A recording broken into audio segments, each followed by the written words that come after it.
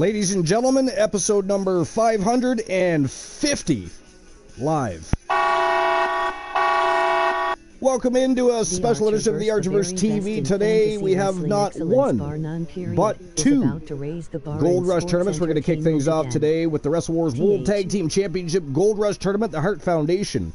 The Iceman Christian Hart, of course managed by Team Christian Cool, who I was just talking with before the broadcast. He, of course, had to get to bed and get some sleep.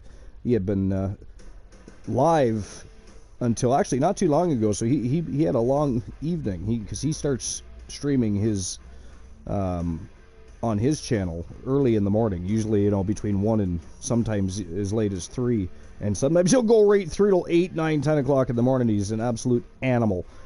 But Team Christian Cool and the Hart Foundation putting their tag team titles on the line in this Gold Rush tournament against 8 villainous tag teams.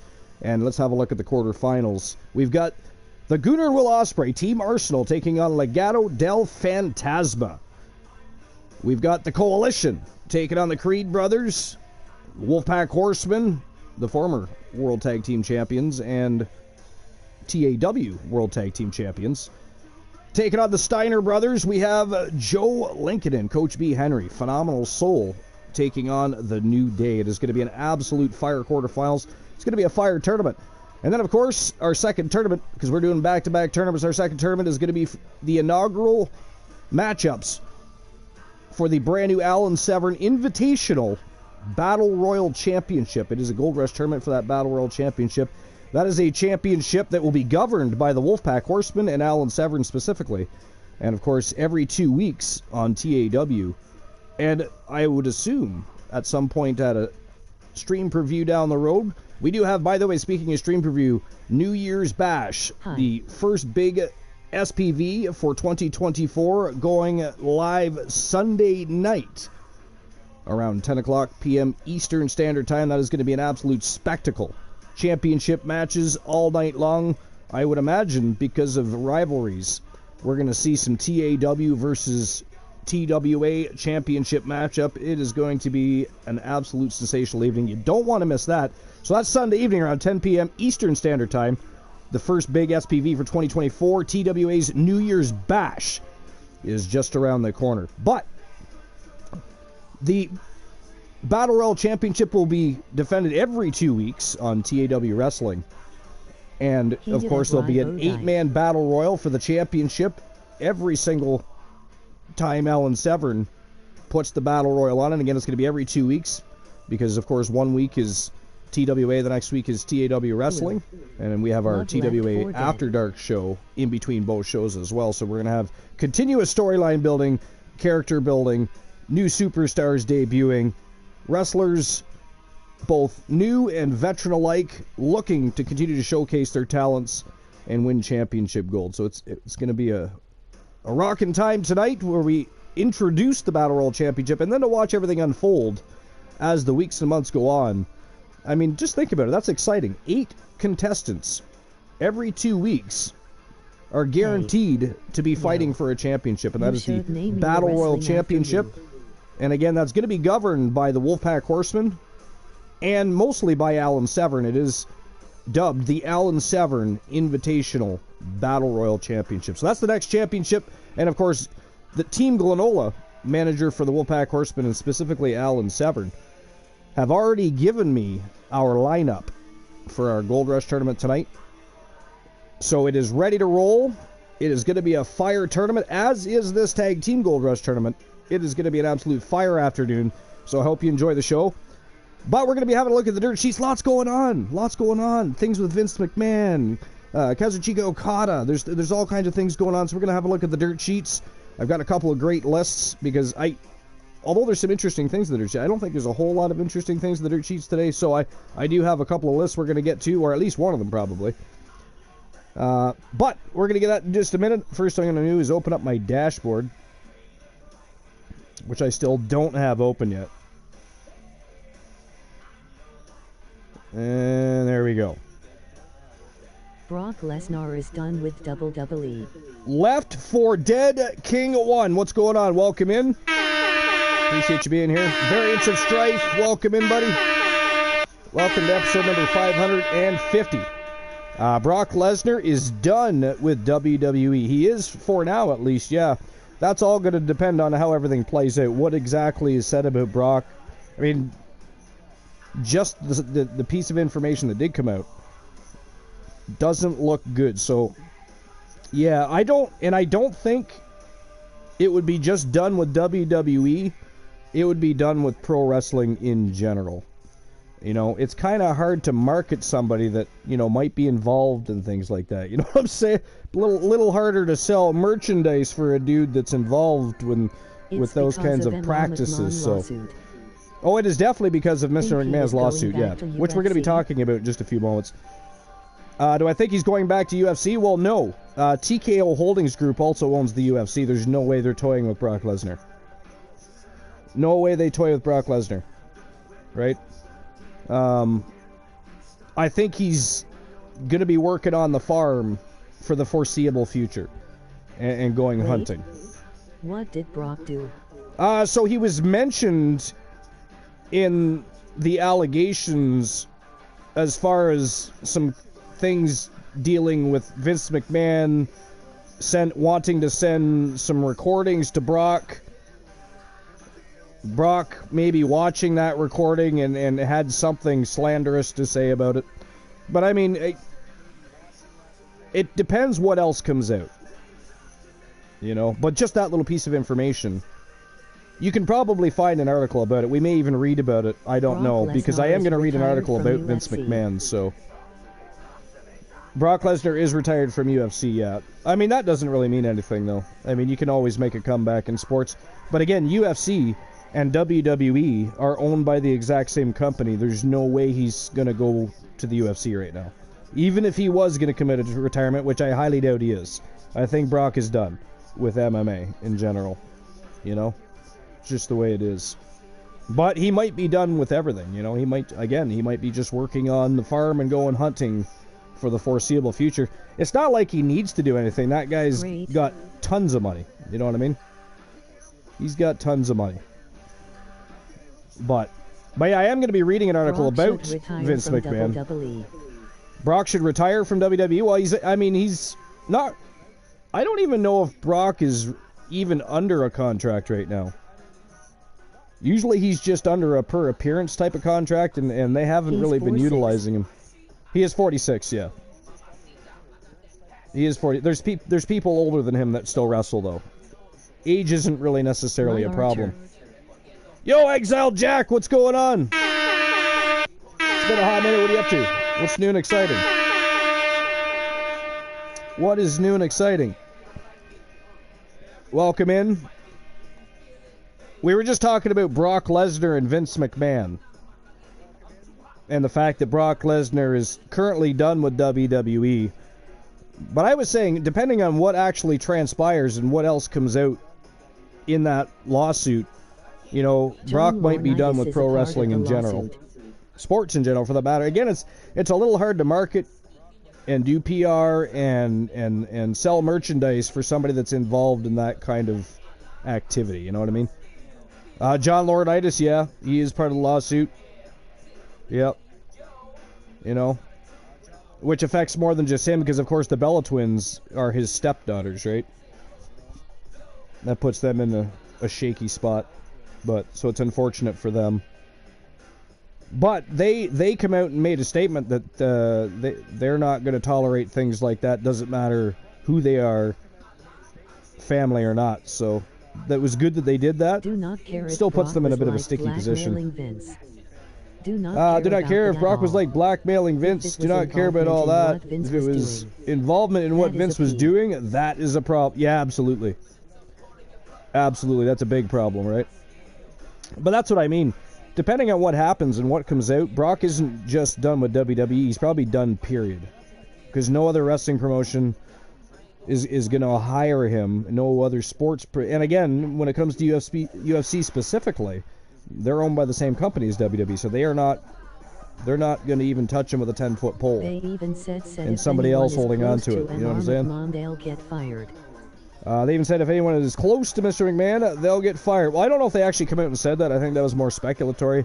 But depending on who you were and how close, that could definitely happen, because They don't need any more negative light. They do not need any more negative light.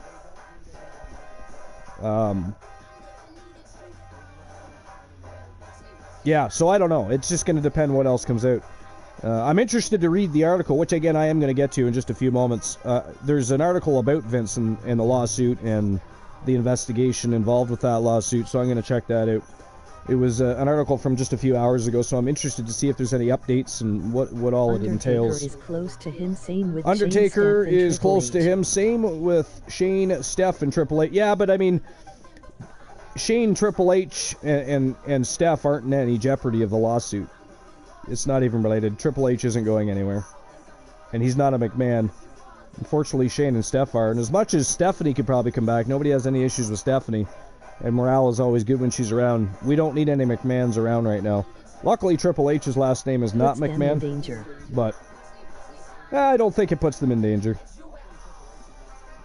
I don't think it puts them in any danger. I mean, TKO is going to do their own internal investigations too and figure things out. But it puts other people in danger, though. There's definitely other people that are close to Vince McMahon aside from them that could definitely lose their jobs. Simply because they're way too close. I mean, unfortunately for Steph and Shane, they're family. You know, you can't choose your family. You can, however, choose your associates, right? So there's quite a few other people that are close to Vince that I could see having some issues, unfortunately, for them. Even if they didn't know what was going on, because they were that close to Vince, you know, and because they're that close, it's always going to be speculatory of maybe they knew something. You know, maybe they knew what was going on and didn't say anything or what have you. Vince McMahon is a creep. He is a creep. He's beyond a creep. Right? I think there's better words we can utilize for that. After my next match. Yo, Luke the Gooner 94 is in the house. What's going on, Luke? Popping in to see what's up after my next match. All right, sounds good, buddy. I hope your show is going well. I left, obviously, 15-20 minutes ago so I could get everything set up here, but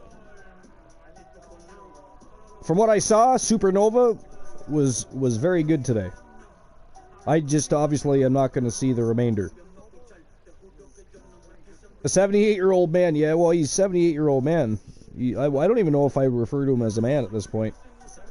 You know, I think at certain points, once you've done certain things, you should lose the title of manhood. Vince McMahon, the character, Stephanie McMahon, the character, absolutely 100%.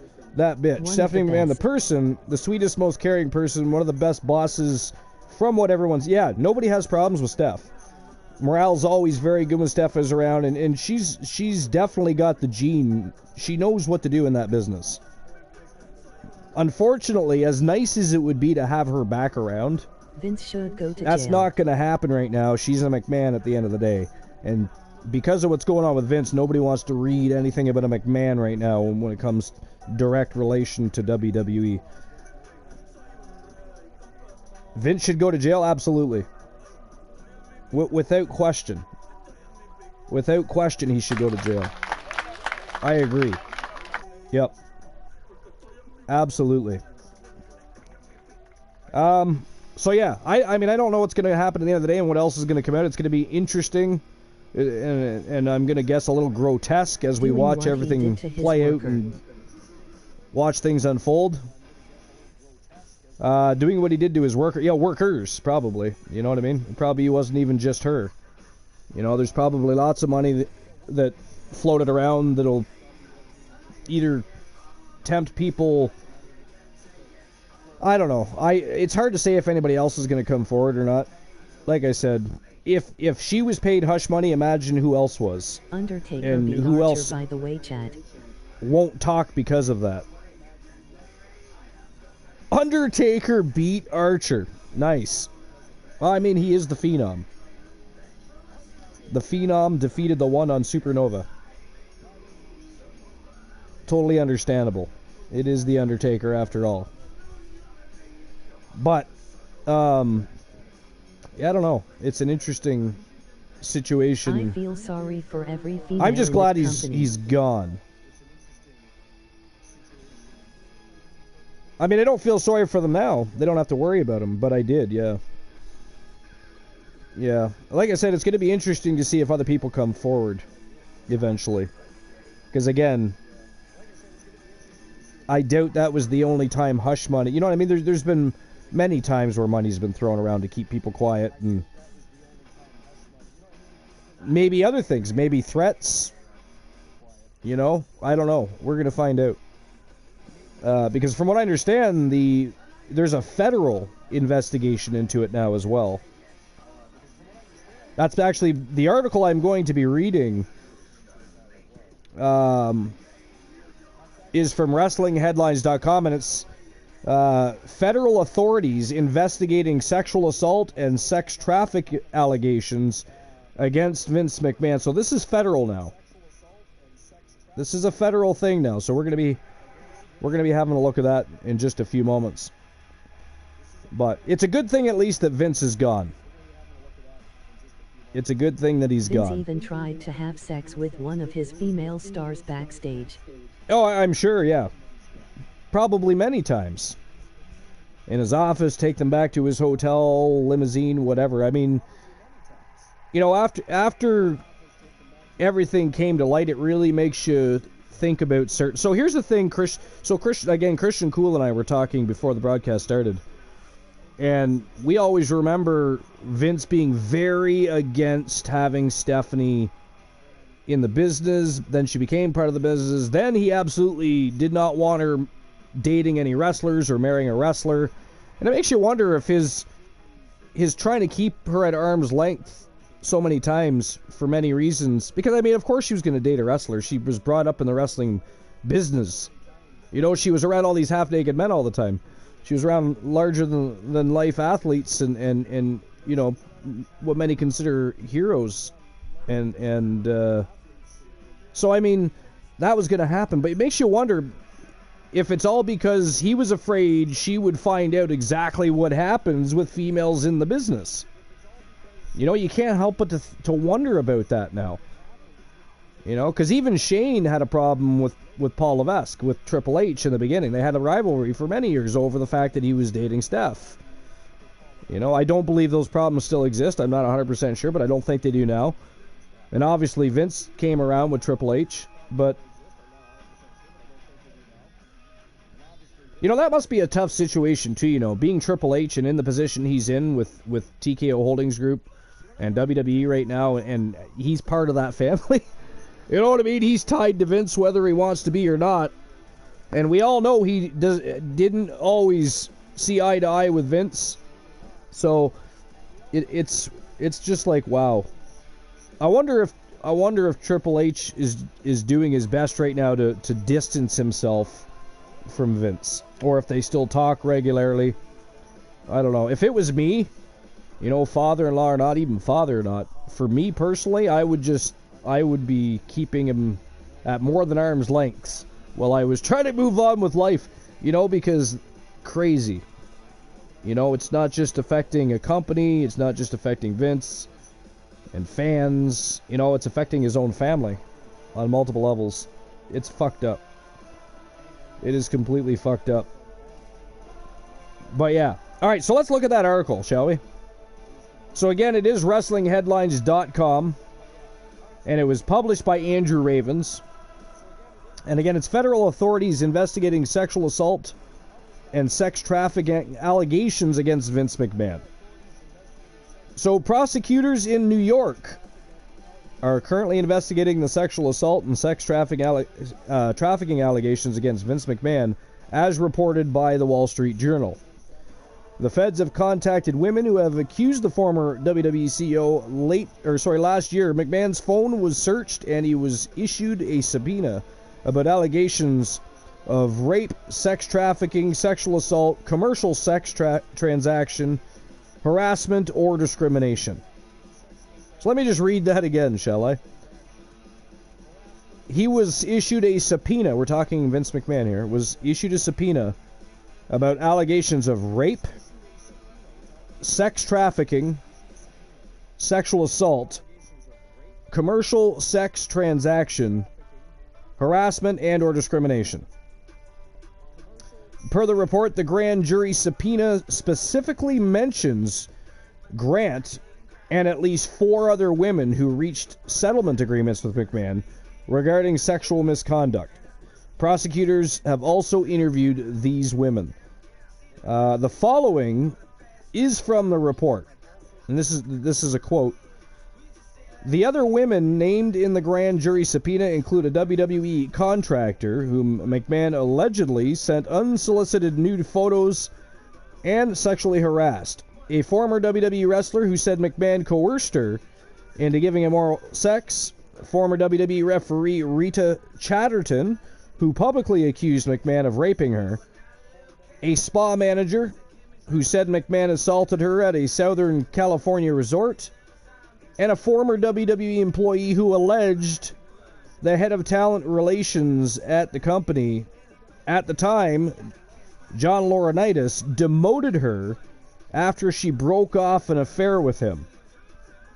So now Laurinaitis has denied wrongdoings and has claimed to be a victim of McMahon, while McMahon has denied Chatterton and Grant's allegations. You know, of course he did. We know this. But that's a lot, you know. That's a lot coming out regarding Vince McMahon, right? Beating the TWA I mean, at poker by let me just read that one part one more time. You know, it's because it's kind of crazy, right? It's kind of crazy. Just have to find it here. So here it is. So again. The feds have contacted women who have accused the former WWE CEO, Vince McMahon. Last year, McMahon's phone was searched, and he was issued a subpoena about allegations of rape, sex trafficking, sexual assault, commercial sex transaction, harassment, and/or discrimination. That's a lot. You know? And again, it's going to be interesting to see what else comes out going forward. What else is going to be said? Who else is going to come forward? You know, John Laurinaitis claims to be a victim of McMahon here. You know, I don't know just how much Laurinaitis does or doesn't know. You know, I don't know. You know, he was accused of demoting somebody because they broke off an affair with Vince. You know, did that actually happen? Is that a thing? You know, at this point, anybody close to McMahon, you can think, oh, if they're close to Vince, they must be, you know, right in on everything. But there's always people close to people like that aren't privy to all the situations, circumstances, and information. So it's going to be interesting to see exactly who is involved and at what lengths they went to help Vince, etc., etc. But that's all crazy, though, right? It's all crazy.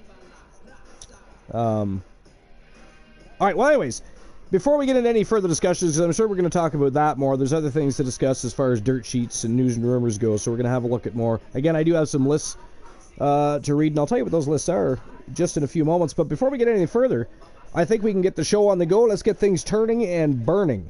It is, after all, showtime and go time, folks. First tournament of the afternoon, Wrestle Wars Genesis World Tag Team Championship Gold Rush Tournament. Again, the Hart Foundation, managed by Team Christian Cool, led by the Iceman Christian Hart. It is Bret Hart and Christian Hart putting their titles on the line against 8 villainous tag teams. We have Team Arsenal, the Gunner and Will Ospreay. We have Legado del Fantasma. We have the Coalition and the Creed brothers, the Wolfpack Horsemen, who were at one point double tag team champions. They were the TAW Wrestling World Tag Team Champions and the TWA World Tag Team Champions. They're taking on the Steiner brothers. We got Joe Lincoln and Coach B. Henry. Phenomenal Soul taking on Kofi Kingston and Big E, the New Day. So it's going to be an absolutely fire tournament. So let's get things rocking and rolling. First matchup in the quarterfinals. It's time to turn and burn. Team Arsenal versus LDF. Time to rock and roll. Let's go. Quarterfinals match number 1. All right. You miss Bray? I think everybody misses Bray. You know, that guy was a genius when it came to the pro wrestling world. And very entertaining. He was also a very good wrestler. You know? I mean, he came with the genes. His dad was a good wrestler, too. I think Bray was better than his father. You know, I also think Bray is better than his brother was. I was never You know, I don't dislike Bo Dallas. You know, he was a good on-screen presence. He could talk. He was very charismatic on the microphone. And I think he would have got, I don't know, just, I mean, let's be real. Bo Dallas really didn't get a good push, in my opinion, to really get on a different level. You know what I mean? He didn't really get that. But, so with that said, I think Bray was definitely better than him as well. The following contest. Hearing his music makes you cry, yeah. Well, I mean, that's understandable. I'm sure you're not the only one. From England, I'm sure you're not the only one. I know just in our community, Archer just could not believe. That's the thing, is I couldn't believe. I really couldn't. But I wanted to. Because again, you know, I mean, I think he could have looked more the part. So there's that too. But he was very charismatic on the microphone. And he was good in the ring. I don't think he was great, but he was good and would have got better. But yeah, I didn't believe. I wasn't on the Bo train. Not like I was once on the Ho train, if you will. I was not on the Bo train, but I think he could have been great. He had the tools, he just needed to learn to utilize those tools a little better. I think, to go along with his because he was very charismatic, like I said. I think he was very charismatic. But he just didn't get that push. You know, they talked about it, never pulled the trigger really on it. You know, little pushes here and there, and then drop the ball on it. Not like the push that they gave Bray Wyatt, for instance, or even his father. You know, Erwin R. Shyster, IRS, Michael Rotunda, however you know him as. I always forget what his name in WCW was. I don't know why. Any other time I could think of it, but when I go to start speaking about Michael Rotunda and some of his personas, I always forget what his gimmick in WCW was. But Bray is, in fact, on a Legends contract. Absolutely. All of that money goes to his family, specifically his kids. Absolutely. They also covered all funeral expenses and other such things. They are absolutely taking care of that family, and good on them for doing so. You know, because Bray Wyatt was going to be a WWE lifer. He was going to eventually get into Hollywood. I mean, he should be put on the pedestal that they have him on now. He should have already been. I mean, you know, had he been able to live longer, you know, to me, he was becoming the next Undertaker, if you will. You know, even the Undertaker, we seen him on a couple of occasions passing the torch to Bray Wyatt. Hope they put the Fiend mask in the casket with him. Hope they put the Fiend mask in the casket with him. I don't know. Now, I don't know what happened to the funeral, but I don't know if he was cremated or if he was buried bodily. I'm not sure. Next Boogeyman Undertaker. Next Boogeyman, yeah, exactly. Well, Undertaker had passed him the torch, so to speak. So it's just very unfortunate. Way too young, you know. 4 children. You know, he was just about to get married. Just such awful and ghastly circumstances and situation, and it really makes you feel for the entire family and all the fans. So Bray Wyatt is somebody we're going to talk about for years to come. You know what I mean? Years to come. And I believe they've got something in store for him for 2K25 video game, I believe. So I actually thought they might have tried to do it for this year, but they obviously did not. I do like what they did this year. I like Cody Rhodes being on the cover. I like that there's 2 women on the cover for the first time ever for one of the editions. That's amazing. That's amazing. The women are finally getting the recognition they deserve and the TV time to go with it. Hell, the women have been outperforming the men, in my opinion, over the last year and a half, 2 years. I mean, look at the Royal Rumble. This year's women's Royal Rumble was better than the men's Royal Rumble. I don't know who agrees with me and who doesn't. That is my opinion. But I thought the women's Royal Rumble was a lot of fun. And I think they all got to tell a better story as they played out their Rumble. I don't know. The men's wasn't that exciting this year. It wasn't Rhea and Bianca, yeah. And you know who Jade Cargill, did she ever look good in the Royal Rumble? Did she ever look good? I'm a Cargill fan, so I'm hoping because I would like to see her wrestle people like Becky Lynch, like Natalya Neidhart, like Charlotte Flair, Bianca Belair. Hell, I'd like to see Jade and Belair form a tag team. I mean, imagine they're going to wrestle first. They're going to have a rivalry in singles competition, I'm sure. She did. She destroyed Nia. Yeah, absolutely. And which was cool to see. Right? That was cool to see. I mean, she is a powerful woman. And you could tell just the way it played out. Nia wasn't feeding her. You know what I mean? She wasn't giving her the opportunity to talk. She made her work for that. And Jade Cargill still fucking tossed her over that rope. Jade looked really, really good. Super good. So that was cool. It was cool. It was good to see Naomi back. You know, I was wondering if she was going to come back as Naomi or just come back as Trinity. I guess I got my answer. Was hoping Cargill would have won the Rumble. Also to see Andrade back. Put her up. Yeah, well, I was a little surprised Bayley won. Come on, Team Arsenal. You know? Hell, she even called it to Pat McAfee and said, "Watch me win the Rumble." And then won. So, what's going on, Luke? How's the rest of your show, my friend? Welcome back in. How was the rest of Supernova? I know Archer lost to Undertaker, but what else happened? What else did I miss? That couldn't have been the only thing I missed, was it? Glenola with the sub. 5-month streak, 20 months in total. The great Glenola. Thank you, Glenola. We appreciate you. The great Glenola. Everybody, thank you very much, Glenola. Our community appreciates that. Andrade also returned. I'm super glad to see Andrade back. I was always an Andrade fan, and if they let him go unhinged, he could be the next Eddie Guerrero, in my opinion. He could be the next Eddie Guerrero. How's it going, the Archer? I'm doing well, Glenola. How you doing? What are you up to? Are you off today, or are you working? Are you on break? You taking a lunch break, or just a break? Are you off? What's going on? And are you streaming tonight? Before I forget. Before we forget, we got the pin outside or just ring. This is a tornado tag team elimination. But I believe you have to pin your opponents in the ring. I don't believe it's false count anywhere. Andrade should join Latino World Order. Yes. Yes, I agree. Except for take it over.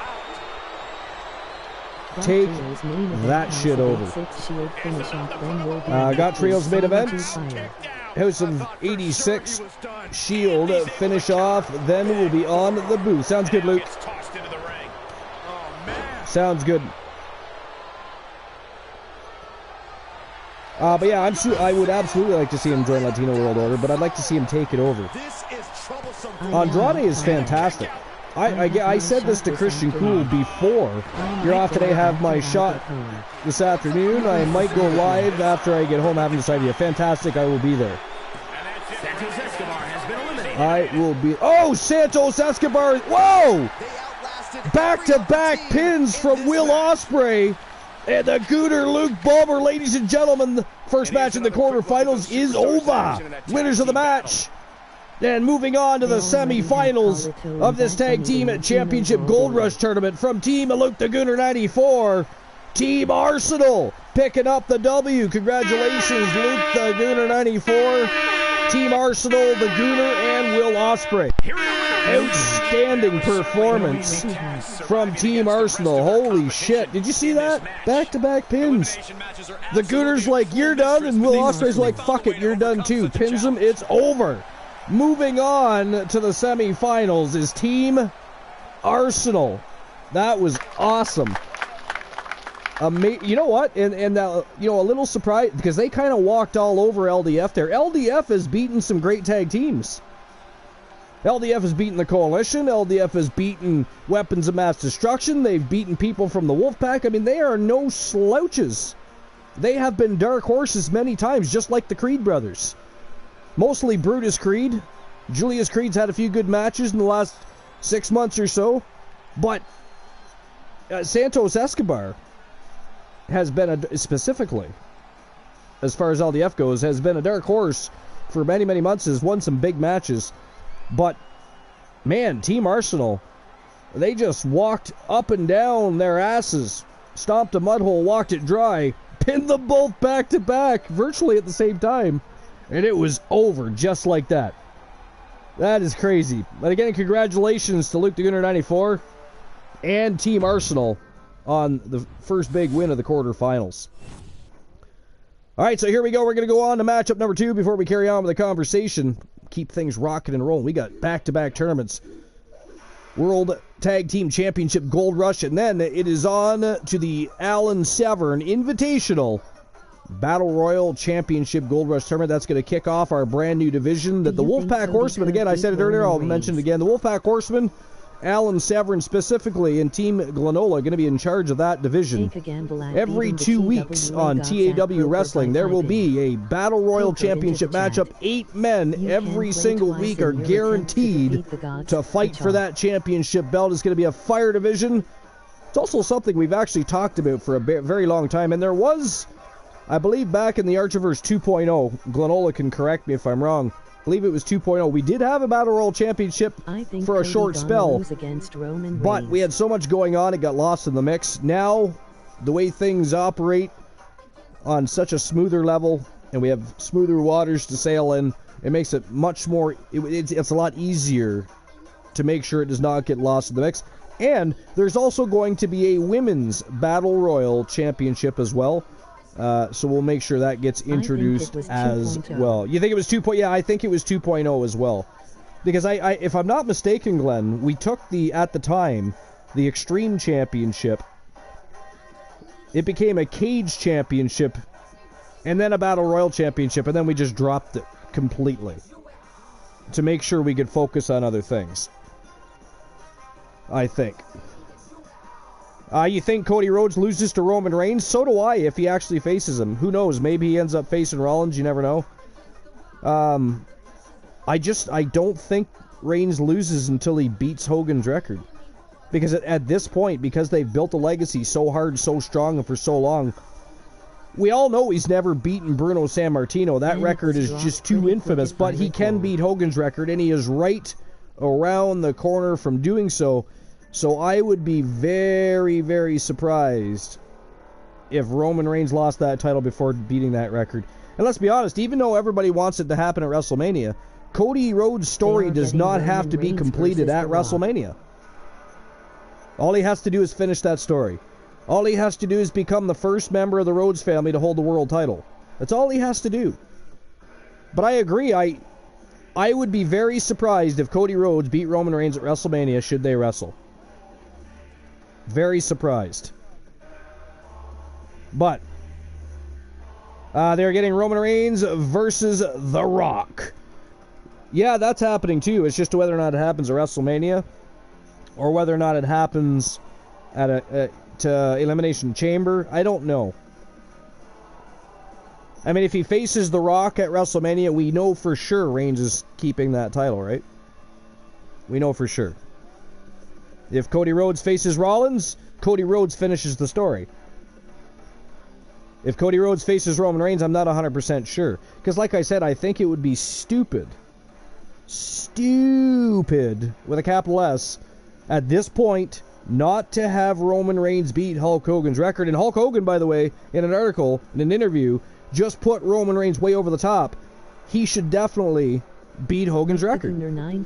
Look, the Gunner making his way back in and invading with 3 villains. What's going on, guys? Welcome in. Welcome to episode number 550 here at the Archivers TV. We're just getting started, actually, with our Wrestle Wars Genesis World Tag Team Championship Gold Rush Tournament.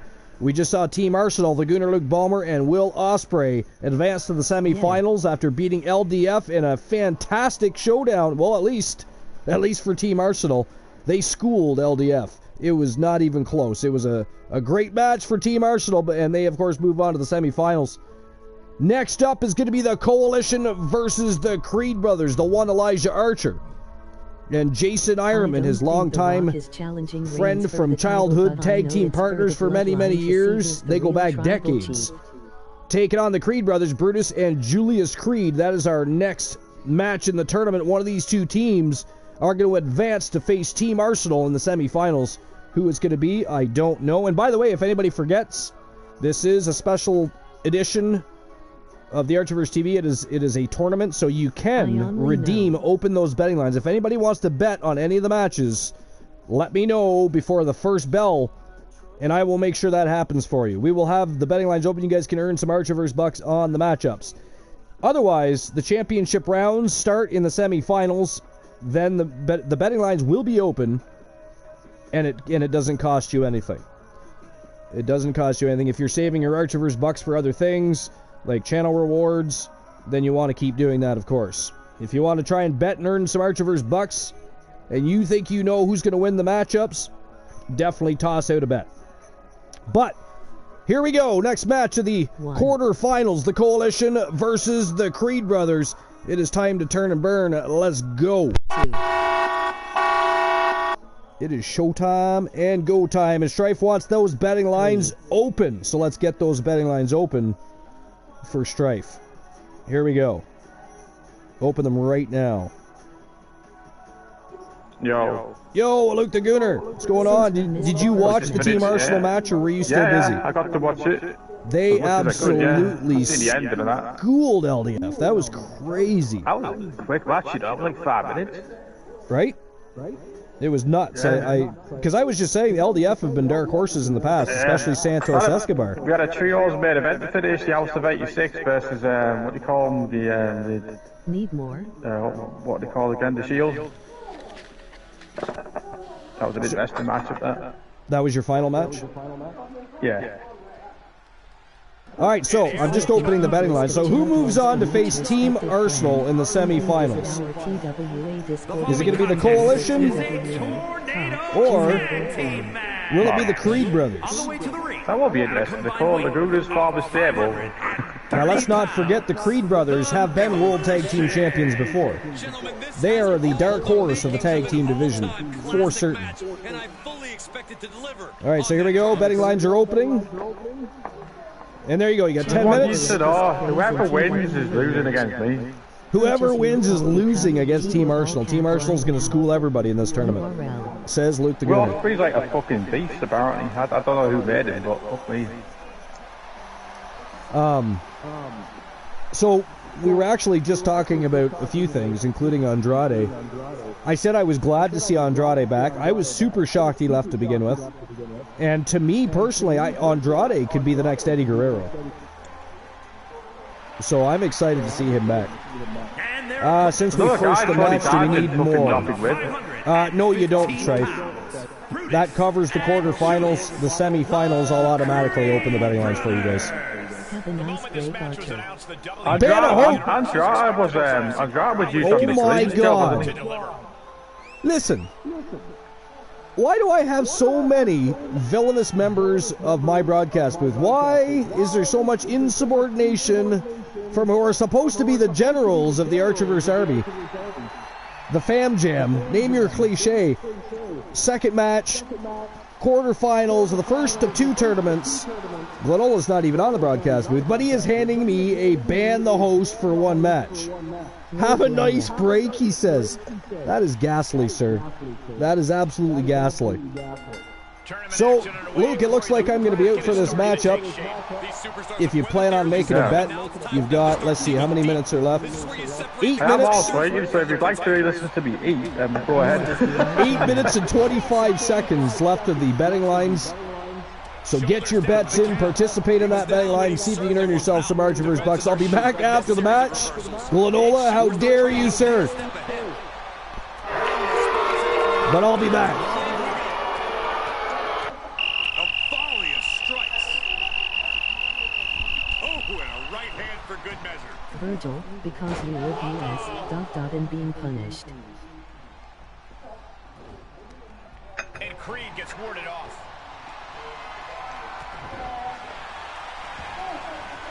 Arm wringer into the Kimura. How you guys doing? It's not Anyway, how you guys? What you guys There's up to? no escape, but maybe there is. Wow, how impressive is that?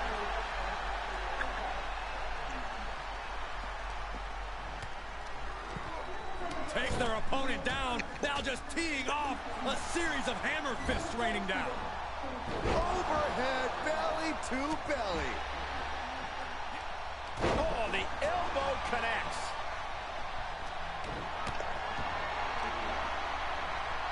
Carefully placed stomp to the arm. Oh, not a power from the top. Oh, and then it's slinging it into the apron. Elbow drop, good Lord. Leg breaker. The damage he's taken is starting to pile up. Suplex. Into the pin attempt. There's two. Somehow, some way. Oh, what a plex. Belly to belly suplex. I can't really read the chat well because I am eating, but well, I can actually eat popcorn. And the referee stops the count before two. So resilient. German suplex. Comes crashing down. So much torque on the knee and ankle. Whoever wins this match against me is just going to lose the next one. Stretched out like taffy right now. Schoolboy pinning combination. Oh, maybe not. What power. Crashing down like that, having the wind knocked out of you. Never a good time for that to happen. This superstar showing off their strength. And it's only going to get worse for their opponent. Running power slam. Can he do it here? And still hanging on. He got close there. It could be do or die time. A face buster knee smash. Now look at this. Barrel tope, what? The new jackpot number 4 chance to win a channel redemption of your choices. Win 3, the number to win a Top or TWA Championship matchup. Hello friends. Not done yet. Beautiful side suplex. He's absorbing some tough hits now. In a tournament situation, the physical pain just keeps piling up. It's unfortunate, but it's true. He's returning fire. And he's already taken more hits up there than he should have to handle. Belly to belly suplex. Oh. Has anybody pre-ordered Great 2K24? I'll be back shortly. Emoji face with tears of joy. And if you did, what edition did you buy?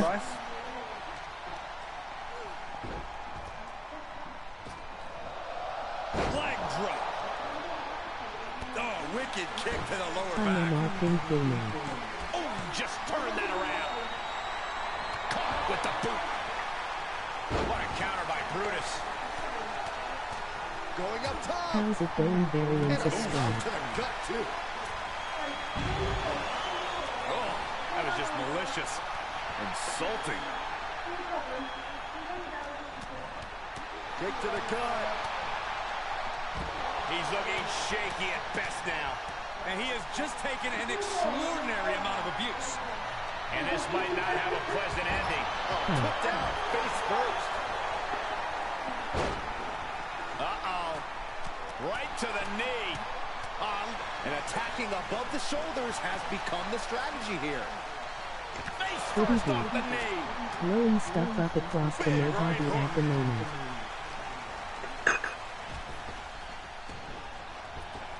Bam!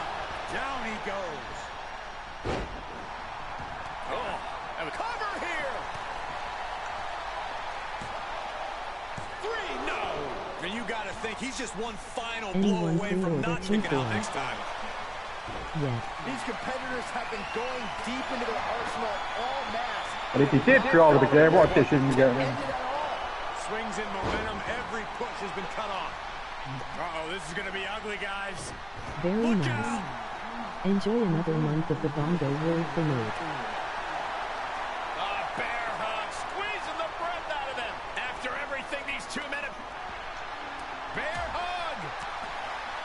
Well placed elbow. will get you out of it. A current partial enders is clear or importance. Clothesline. Oh, right to the back of the neck. He switches it back As we around. are in the background with the missile launcher, Dice Lathers done. Oh, what a counter. Taking flight off the barricade. Diving body splash. 2 count. And he fights it off. There's some shock in the arena after that kick out. Climbing up to the top now. Looks like he has his finger on the trigger. Once more, setting it up. Misses.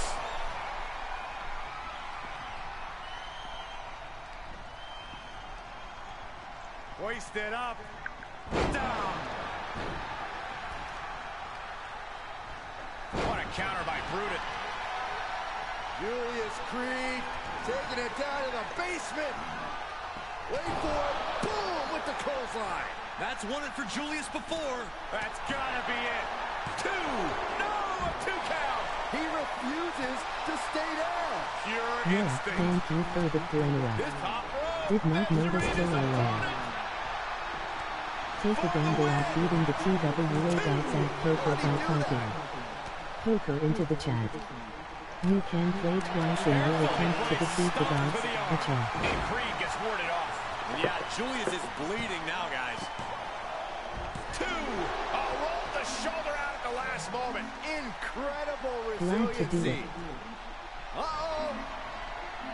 Oh, red in there. Poker. Glenelg your cards have been out. Here are your cards now. 9, 8, 0. 1 good luck beating the TWA dots. They almost never lose at poker. Glenelg.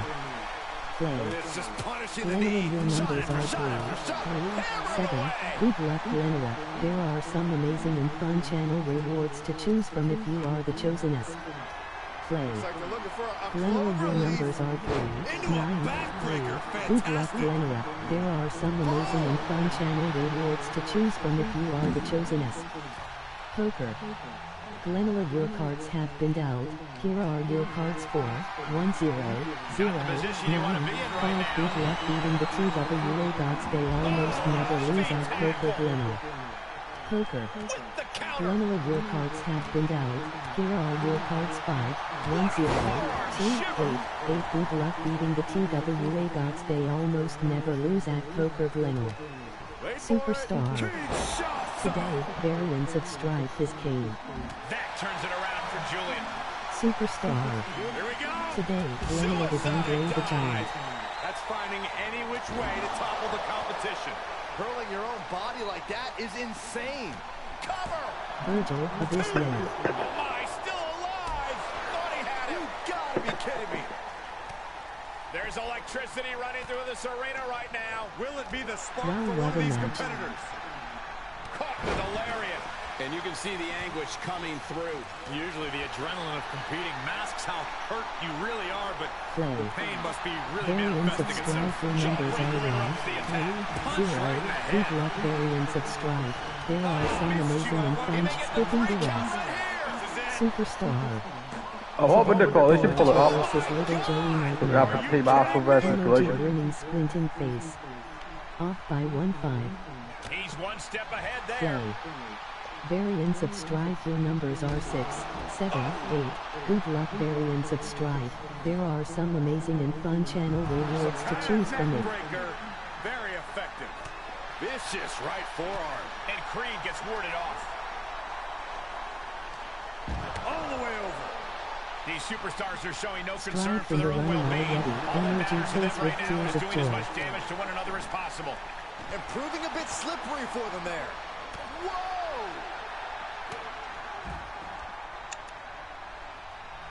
Belly to back suplex. Oh, multiple rolling suplex. Virgil. This is a pretty Poker. dangerous place to fight. Screens, exposed metal, ledges. So much could go wrong very quickly. Big impact. Poker Virgil. Oh. Virgil, your cards have been dealt. Here are your cards 8, 7, 2, 8. 1. Good luck beating the TWA dots. They almost never lose at poker. Virgil. Of course Glenilla bans me from a match that keeps going like the Energizer Bunny emoji grinning squinting face. Poker is real.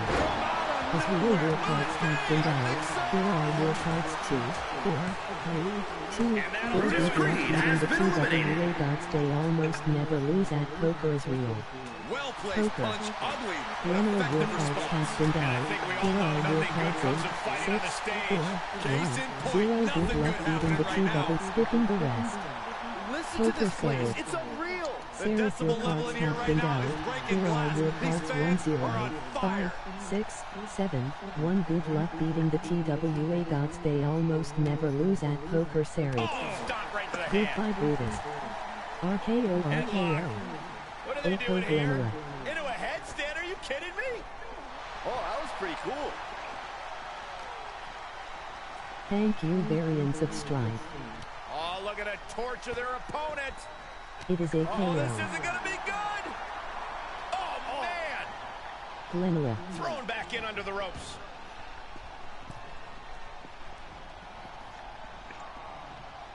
He's positioning himself. Oh, no. Now possibly setting up for a submission maneuver. Crippling hold, weakening the back here. Valiant effort, but he finally had to submit. I have returned, and ladies and gentlemen, that is it. That is all. The winners of the match, and moving on to face Team Arsenal in the semifinals. It is the one Elijah Archer and Jason Ironman. They are the Coalition, and they are your victors. Congratulations to the Coalition. Man, you know what?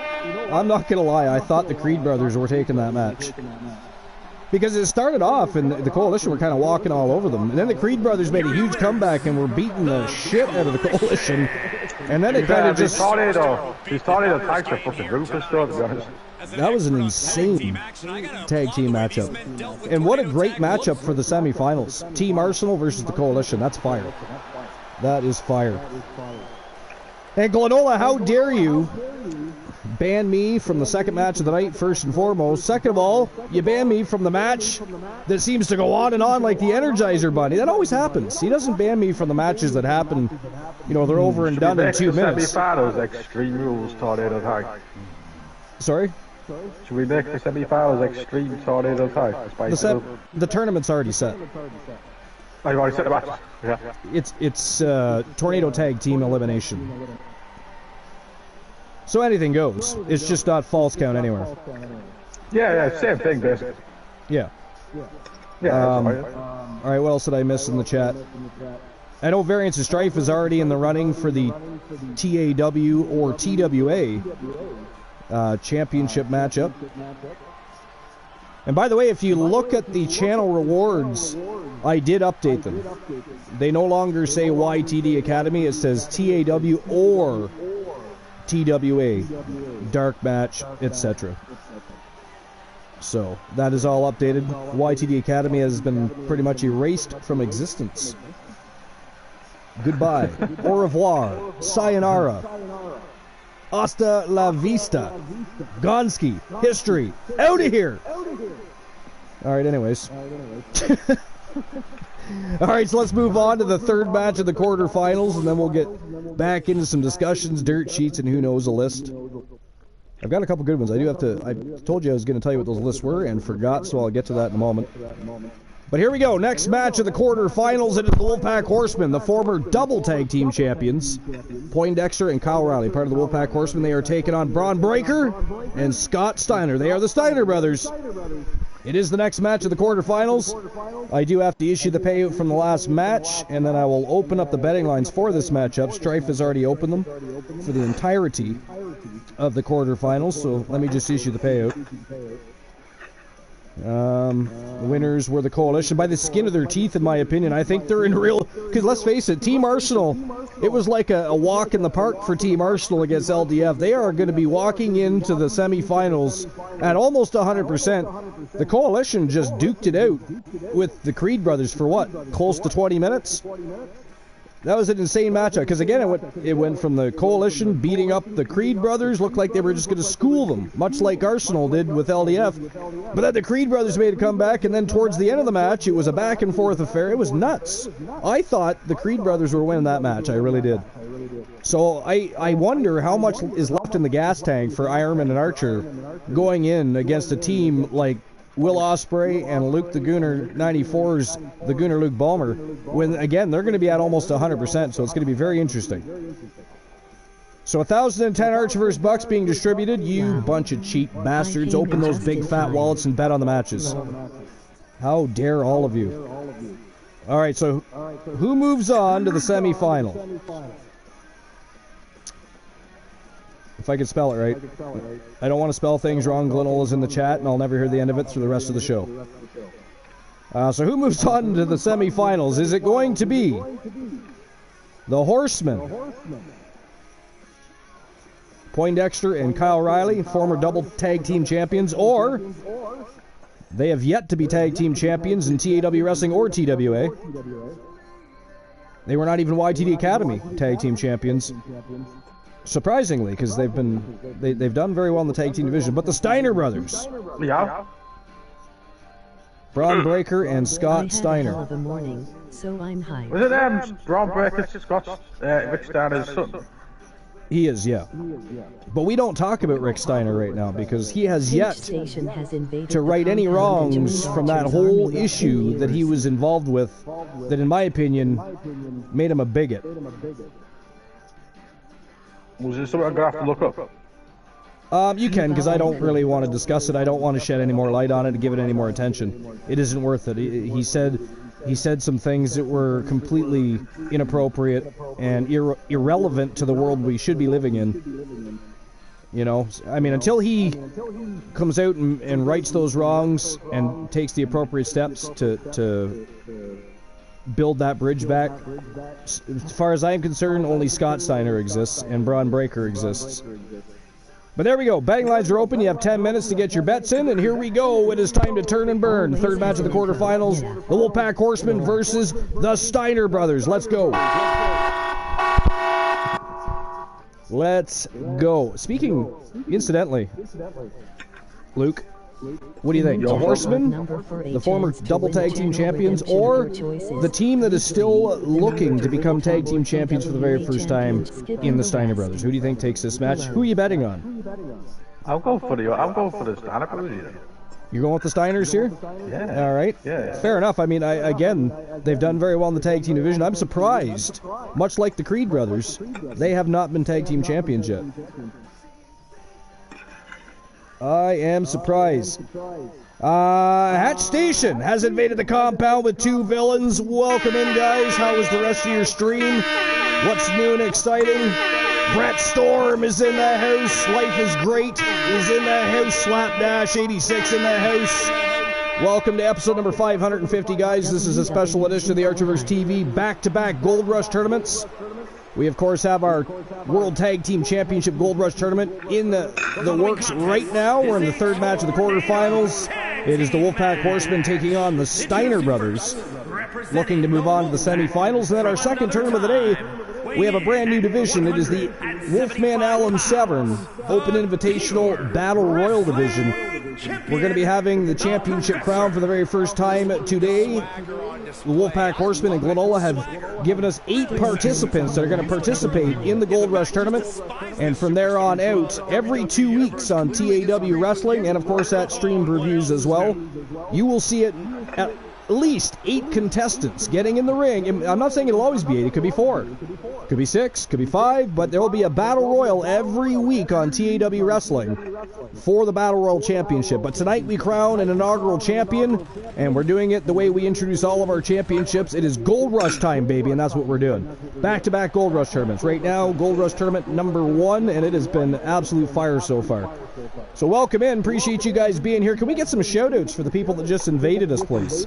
We need a shout-out for Brett Storm. We need a shout-out for Hatch Station. We need a shout-out for Slapdash 86. Come on, mods, let's go. Let's get them shouted out. Life is Great's in the house. She'll probably be doing the shouting out, I'm sure, if she doesn't AKO somebody first. Life is Great likes to AKO everybody. She AKOs my ass. I'm the fucking host. The host of the most must-see show on Twitch TV, and I get banned by my mods. I get AKO'd by my mods. I get blissed.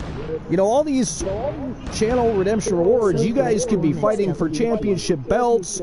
Hell, you could be banning Luke the Gooner, but no, let's ban Archer. Let's ban the guy that brings us the entertainment value like never seen before on Twitch TV. Let's ban the guy that the last show we had was supposed to be the final live show until Sunday's TWA New Year's Bash stream preview. Decided, what the hell? Let's have a tournament. Let's go live before the stream preview. And I'm not going to bring you one tournament. No, I bring you 2 tournaments. Top quality, all elite wrestling. I had to say that. I had to say that. You know, I just had to say that. All elite wrestling. I take that back for legal purposes.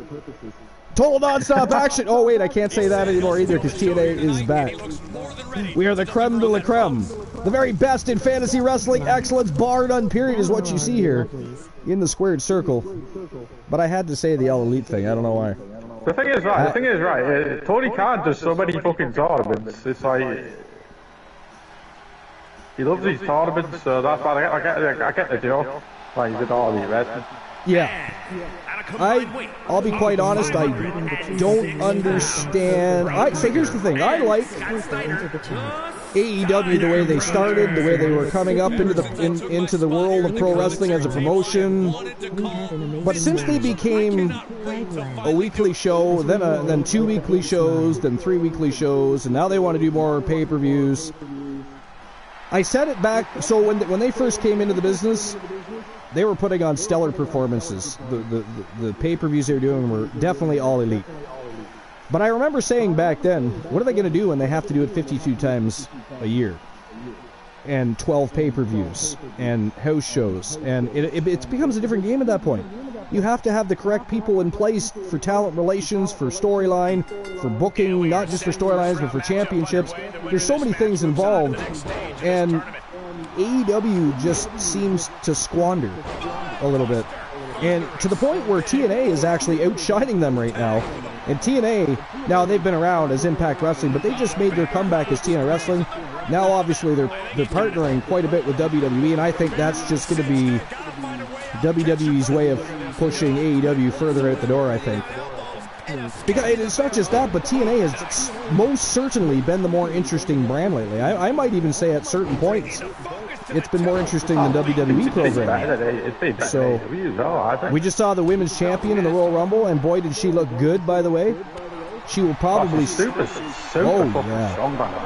oh yeah. So I would like to see Bianca Belair accept the challenge and go wrestle. Yeah, go wrestle her in TNA for the world title. They could wrestle to a draw. They could have a disqualification. There's so many things they could run. And then when she comes to WWE, she automatically has a rivalry. There's history there. I think they should agree to it. You think they should what? I think they should agree to Luke, have Bianca Belair. You got your cords cut. TNA, sorry. Look at that. Glenola is being extremely villainous tonight. So first I get banned. Now Luke, who just got here, by the way, who invaded our channel gracefully and humbly to enjoy our show. And what does Glenola do? What does Glenola do? He comes in and he cuts your cords. I'm wearing Glenn's favorite shit. So you're silent. You have to be silent for 15 minutes. You can type in the chat, but you can't talk on the broadcast for the next 15 minutes. Hang on, Glenn, how fucking dare you do this? Right? Wearing that shirt you don't like. How fucking rude. I agree. But, yeah, so unfortunately, Luke, you're going to be out for 15 minutes. So I'll talk to you when you're back on the broadcast. Enjoy the show via chat room for 15 minutes. How dare you, Glenola? That is back-to-back. Fuck you all. Fuck you, Glenola. How dare you? I agree with Luke on that one. You know what it is he's spending too much time with the Glen Aliens, who he tries to tell everybody are friendly, they come in peace. All lies. Propaganda. He's dropping leaflets in a war is what he's doing. It is absolute trash heapish nonsensical garbage. Don't listen to it. They will corrupt you. Do not, for that matter, don't hang out with Granola too much. He is a bad example. He will misguide you, mislead you. He is part of the Wolfpack Horsemen after all. You cannot trust Granola. We love Granola, but there's a reason that Granola has always been referred to as traitorous and treacherous. And I'm sure Granola will agree with that sentiment because he's heard it over and over for the past 3+ years. And yes, Granola has been around that long. Granola, could you drop your followage in the chat for me, please? Granola is one of my longest followers, subscribers, partners, in my opinion. He has been working with me in bettering and raising the bar for the Archiverse TV channel since he came on board. So, and there we go. Look at that. Look at that. Granola has been following the Archiverse for 2 years, 10 months, 10 days, and 5 freaking hours. Hell to the yeah, because Granola is a pillar. He is a pillar. Not a staple. Staples can be removed. You have to tear down a pillar, and good luck tearing down Granola. He is a pillar of the Archiverse TV community. We all absolutely love Granola. By the way, Granola might be streaming later, so pay attention to Discord, please. Hell, maybe we'll still be live when around the same time he decides to go live himself. And of course, at that point, we know where we're going, right? We know who we're invading at that point. We'll be going to the Granolaverse. Aside from the fact there's Glanalians over there all the time, that's where we'll be visiting. But absolutely, a shout out for Granola. If we could get a shout out for Granola, I'd appreciate that. So yeah, he's one of my longest followers. He's been around since somewhere around episode number 50. We're at 550. I think he came in. Granola, did you not come in before episode 50? I'm quite sure you did. I feel like you did. So Granola has been around no less, and I'm thinking just a little longer than 500 episodes here at the Archiverse TV channel. Absolutely fucking amazing. And he's a genuine human being. I mean, there's another reason we're lucky. Right? We have some great community members. You guys can't always make it to every show, but you guys watch the VODs. You pay attention. You get involved with the storylines. You get involved interactively with the channel. You guys are all amazing. The Archiverse TV community, the Fam Jam, we call them, TWA Wrestling Family. So many brilliant people, great streamers, musicians, artists, people involved with stage plays and literature. Like, we have so many brilliant and amazing people in our community. We are absolutely blessed because we've said it 1,000 times before. When it comes to online platforms and communities, it's hard to find the good ones. There's a lot of toxicity, right? So it's rare that you find not just a good one, but a good one with everybody in it being a great human being. Even Strife. Even all that is Strife. You know? Strife's a fucking villain. Through and through. But at the end of the day, he's loyal. He's trustworthy. All of them. Every last one of them. Life is great, of course. Yes. You were here before number 50, and I helped plan. Yeah, that's right. The amazing Hundo. That was a lot of fun. That was a lot of fun. The Hundo. So I thought so. So Glanola's been here for more than 500 episodes. That's insane. Right? So.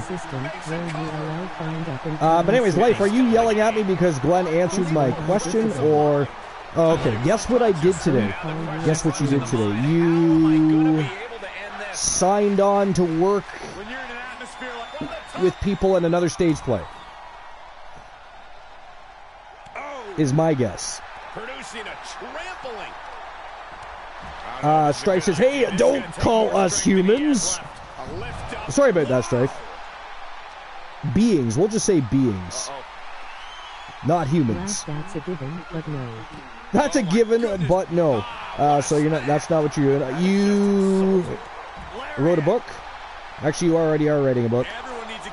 You finished it. Bought an Archer mug. She already bought an Archer mug. And a t-shirt. No, sorry, not a t-shirt. It was a hoodie, wasn't it? Now I forget if it was a t-shirt or a hoodie, but... you went to a veterinarian clinic for a job shot. Nice. That is absolutely fantastic. Congratulations, Life. I hope you get it. I hope you nail that. That is awesome. Yeah, that's what I said. You already have a mug. Anybody else who wants one, you just go to the TWA merch store and you can buy a ball cap, a mug, or a t-shirt. I'm going to be changing those up eventually because obviously we have a bunch of new logos. We have new brands and other things going on, so I'm going to get some new merchandise up at some point. Weird, merch isn't working. It will pop up at some point anyways, unless that's not working either. I'm not actually sure. Other things are working. And my numbers are absolutely ghastly. Not even close. Let's see if I can get close in the jackpot. The Archerverse numbers are 707 is unlucky. Good luck. Ghastly numbers. There are some amazing intentional. Glenola 6 1 10 and a 3 or 10 1 and a 3 unlucky. 1 6 10 2 4 unlucky. Yeah, I still need to go to school for the degree, but they're hoping to hear back from me. Nice. That is awesome. Now, so are you already working towards that? Or is that something you're going to have to work towards? Oh no, Kyle Riley's eliminated. Wait a minute, was Scott Steiner eliminated or is he just laid out somewhere? Is it down to Braun Breaker and Poindexter? No, there's Scott. Oh my God, it is down to Poindexter versus the Steiner brothers here. That is not good for Dex. Not good for Dex. Who is, by the way, our reigning, defending, and undisputed TAW Wrestling Pure Wrestling Champion and Legends Champion. And that is it. That is all, ladies and gentlemen, the winner of the match. And moving on to the semifinals of this tournament, Braun Breaker and Scott Steiner. Steiner brothers picking up the big W. Wow. The Wolfpack Horsemen out in the quarterfinals. That's crazy. That is crazy. I'll issue the payout for that. Life says she's excited. I don't doubt that. That's exciting. You're going to have to keep us posted about what's happening with that. You have to work on it, but I can get on the job experience as well. Fantastic. That is absolutely fantastic. Very good to hear. Okay, so let me issue the payout for that. The number to win a TWA Championship match NOO. Winners of the match, the Steiners. 1,316 Archerverse bucks being distributed. There you go. Archerverse gems, for that matter. And I'll get the betting line ready for the final match in the quarterfinals. And we'll move on to that right now. By the way, who does everybody think Kazuchika Okada is going to sign with? Is Okada going to sign with TNA, WWE, AEW? What do you think? What do you guys think? There's some articles about that we're going to check out anyway, but I'm curious to know what you guys think about that. But here we go. Final match in the quarterfinals. The Phenom, Joe Lincoln from Team Joe Link, and Coach B. Henry. They are Phenomenal Soul, and they are taking on the New Day, Big E and Kofi Kingston. The winners, of course, moving on to face the Steiner brothers in the semi-finals, which would be an absolutely fire matchup. Doesn't matter which one of these teams move on. Both multiple-time tag team champions. Joe Lincoln, of course, is currently looking at time with the World Championship, not to mention. He's looking at time with the World Championship, if anybody's been paying attention.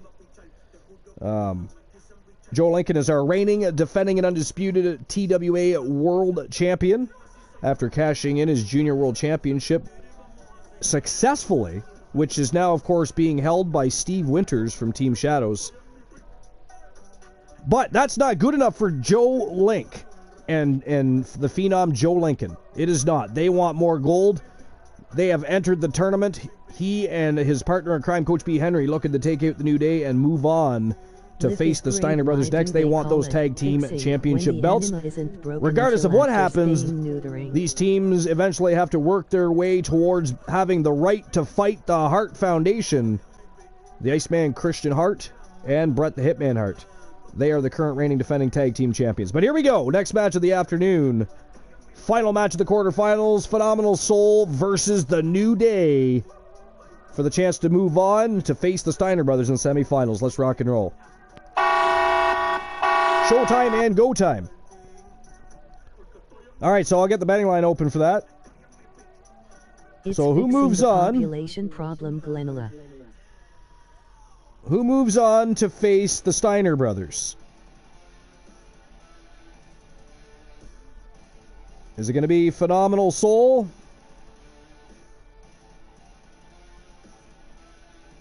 Or is it going to be The New Day? As always, I'll give you guys 10 minutes to rock out your betting. And that starts right now. Betting lines are open. And here we go. It is showtime and go time for the final match in the quarterfinals. Let's go. Great quarterfinals so far, but the team to look at predominantly right now is Team Arsenal, who took a walk through the park as they defeated LDF. I mean, they took them to school. So far, they're the only team going into the semifinals unscathed. Unfortunately, for the Coalition, they'll face them next. And they went through an absolute crazy matchup with the Creed brothers. So who knows how much is left in the gas tank of the Coalition, and they got to face an unscathed Team Arsenal. Crazy. All right, so Glola says, why do they call it fixing? When the animal isn't broken until after spaying and neutering. Oh my God. Life is Great says it's fixing the population problem, Glenola. That is true and correct. Glola says, but they never say that. They say the animal was fixed. What you just said was well, I mean, powerfully uncool. Yeah, that's true. But I mean, like Life said, it fixes the population problem. So they, you know, fixed is like saying it correlates. Honeybee Gamers, what's going on, Honeybee? What's new and exciting? Welcome in, the great Honeybee Gamers. Can we get a shout out for Honeybee, please? The very best all-women's federation on Twitch. And of course, she streams other things as well. She's a brilliant streamer, brilliant human being in general, as are the rest of the Fam Jam. He plans on fighting hard tonight. But yeah, what's going on, Honeybee? How's your day going? See a complete list of champions from each respective brand. Hopefully everybody's having a good day. We know that Life is Great's having a great day. Understandably and thankfully. Shout out Honeybee Gamers. What about you, Honeybee? What's new and exciting? Anything? Anything going on? What's going down? Anything we should know about? Wait. Did you buy a new car? Buy a house? Did you get married? Divorced? Kick a guy in the balls? Climb Mount Everest? Hijack an airplane? So Honeybee Gamers. I mean, we know that you have Mickey James still working over at the Queen of the Hive, handing out slushies and hot dogs and signing autographs. I thought that was a good idea, though, you know? She had nothing going on at the moment. You gave her some employment. I mean, I don't think Luke the Gooner 94 likes that too much. But I say good on you, Honeybee Gamers. That gives her something to do. She's still out there and making herself relevant. I mean, sure, she's handing out Franks and slushies, but I mean, she's also signing autographs. People want those autographs. I think it's a great idea. Luke's just, you know, he's selfish. He has to have her in the ring at all times. In the ring, always winning, holding on to championship gold. That's just, you know, but we all know about Luke and his infatuation with Mickey James. Talk about a guy that spent $578.79 on a pair of Mickey James panties from eBay. Talk about a guy that has a shrine, the biggest shrine known to mankind, paying homage to Mickey James in his bedroom. I mean, you go into Luke the Gooner's bedroom, it is like walking into Mickey James' bedroom. He even sleeps on a bed that emulates Mickey James' bed. Same sheets, same pillowcases, same duvet. I mean, it's insane. The man went through absolutely. I mean, there was no cost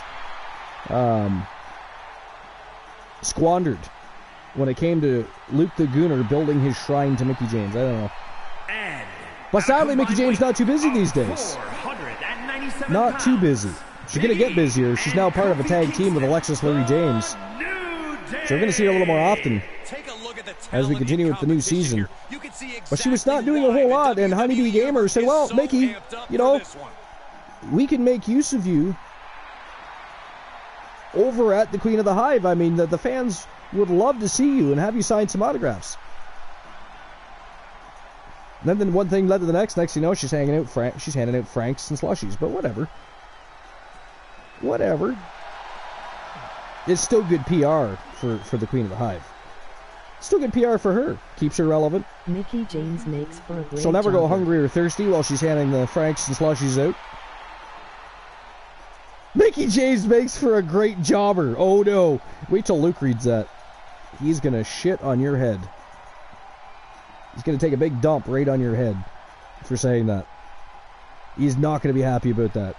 Not impressed. Zero excitement coming from his corner. And we are set. First round matchup underway. But anyway, yo, look at that. Coach B.Plyton goes right after Kofi Kingston to Joe Lincoln. Wow. Phenomenal soul going right after the New Day here. Luke Taguda, welcome back after being 15. So I'll be back in a couple of minutes. You'll be back in a couple of minutes. All right, sounds good. When you come back, you're going to have to catch up on chat because Lanola is talking some mad shit in there about Mickie James. So you're going to have to catch up when you come back. Fuck you. Yeah, well, I mean, I didn't think you were going to be overly impressed, but he says Mickie James makes for a great jobber. Honeybee Gamer says Queen of the Hive is going through a major rebranding in 2K24. Actually, can't wait. We all can't wait. We all can't wait. The absolute very best all-women's federation on Twitch. If you're not already following Honeybee Gamers, make sure you do so. You don't want to miss out. She has a great community of her own. She's a fantastic human being.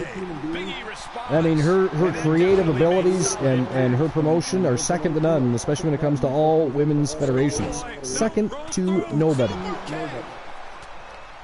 Second to nobody. Right, we're going to restart maybe now. We'll be back. Alright, sounds good. We'll see you when you come back. By the way. Glenn, fuck you, he says. Glenn says, in all honesty, I enjoyed Mickie James. I am wearing my CM Punk shirt just for you today, Glenn. Let it go. Uh-oh. Another rivalry here. Honeybee Gamer says, I mean, Luke's Mickie James shrine doesn't stand anything near my Adam Cole shrine. She is suggesting that her Adam Cole shrine is better than your Mickie James shrine. I think we need to have a battle of the pictures on Discord here. I mean, Honeybee, do you have a pair of panties worn by Adam Cole that you purchased on eBay for $578.79? Because, I mean, he has Mickie James panties. So I'm just saying, you got to contend with that when you're considering contention, the battle of the shrines, if you will. Do you happen to have underwear, a banana hammock, whatever, worn by Adam Cole? Because that'd be very interesting. Because, you know, then I seriously have to wonder about both of your asses, to be fair. And what the fuck is wrong with you guys purchasing panties for $578.79 on eBay? You know, you could just lie and tell people they were theirs, and most people would believe that shit. You spend $578.79, I just think, wow.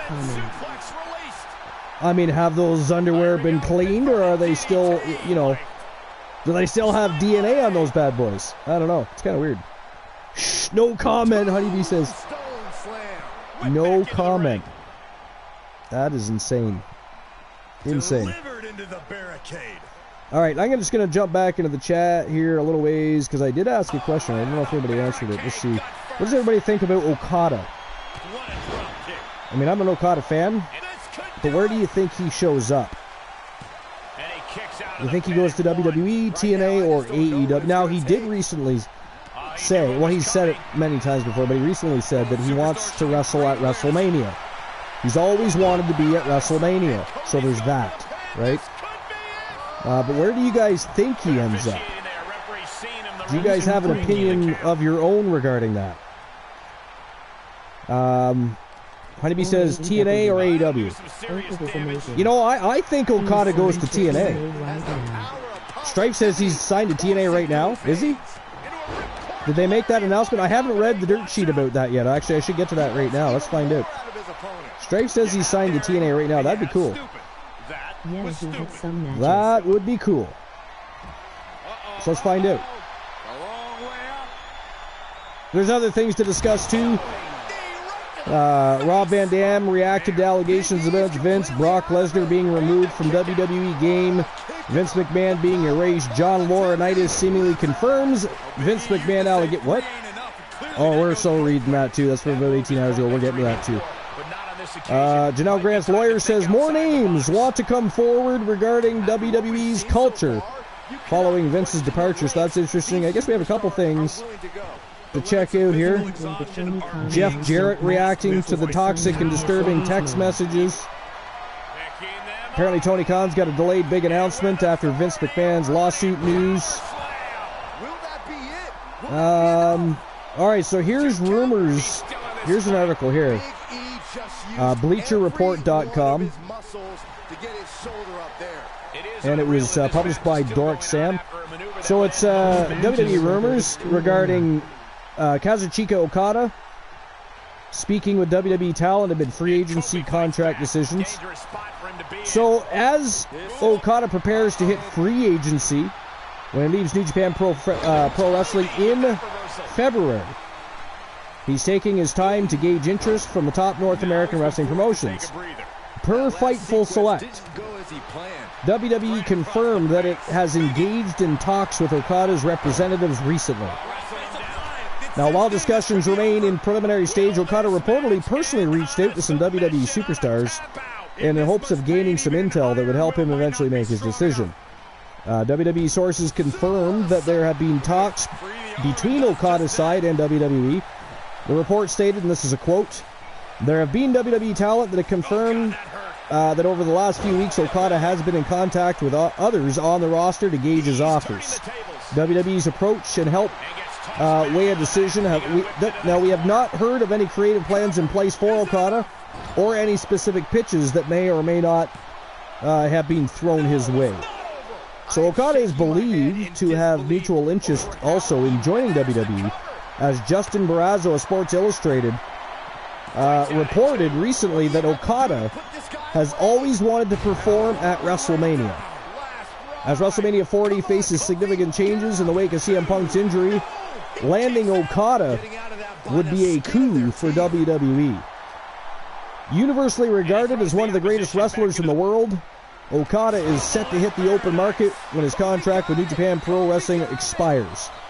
In addition to garnering interest from WWE, he also reportedly received a substantial offer from AEW, and the company is confident in its chances of signing him. AEW reportedly has already tentative plans for Okada's potential debut, which Big E is eliminated. It is down to Phenomenal Soul and Kofi Kingston. That is not good if you are Kofi Kingston, but if you are Joe Lincoln and Coach B. Henry, you are excited as fuck right now. 2 against 1 in this Tornado Tag Team elimination. Phenomenal Soul versus one member of the New Day, Kofi Kingston. I don't think Kofi Kingston's going to be pulling this off. I think it's going to be Phenomenal Soul moving on to the semifinals to face the Steiner brothers. So they're confident they're going to sign him. They have tentative plans, which could occur over a month from now, they said.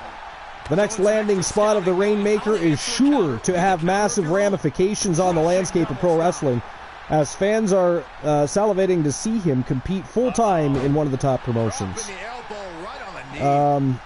Let's see if there's anything else regarding him and a TNA contract. That was playing with fire and getting burned. The decision to take such a risk at this juncture is questionable. Well, here's something from about 16 hours ago. It says AEW and WWE lock horns over Okada. Internal belief about their chances of signing. Let's have a look at that. It's from WrestlingNews.co. Andrew Ravens. So internal belief about their chances of signing Kazuchika Okada. WWE's belief about Okada. Okada will have to make a big decision regarding his future in the wrestling business, as he is a free agent. Although, he will work out the remaining New Japan Pro Wrestling dates he has through February 24th. So he has interest from AEW and WWE. All Elite Wrestling is confident in landing him after making a substantial offer and has tentative plans in place for him. Regarding his status in WWE, there's been talk between the two sides in addition to Okada's reaching out to those on the roster to gauge his offers, WWE's approach, and to help weigh a decision. While speaking on Wrestling Observer Radio, Dave Meltzer noted those in WWE believe it comes down to whether Okada wants to come to the promotion. And if he does, he will follow through despite the higher offer from AEW. So it looks like they're admitting that they might have actually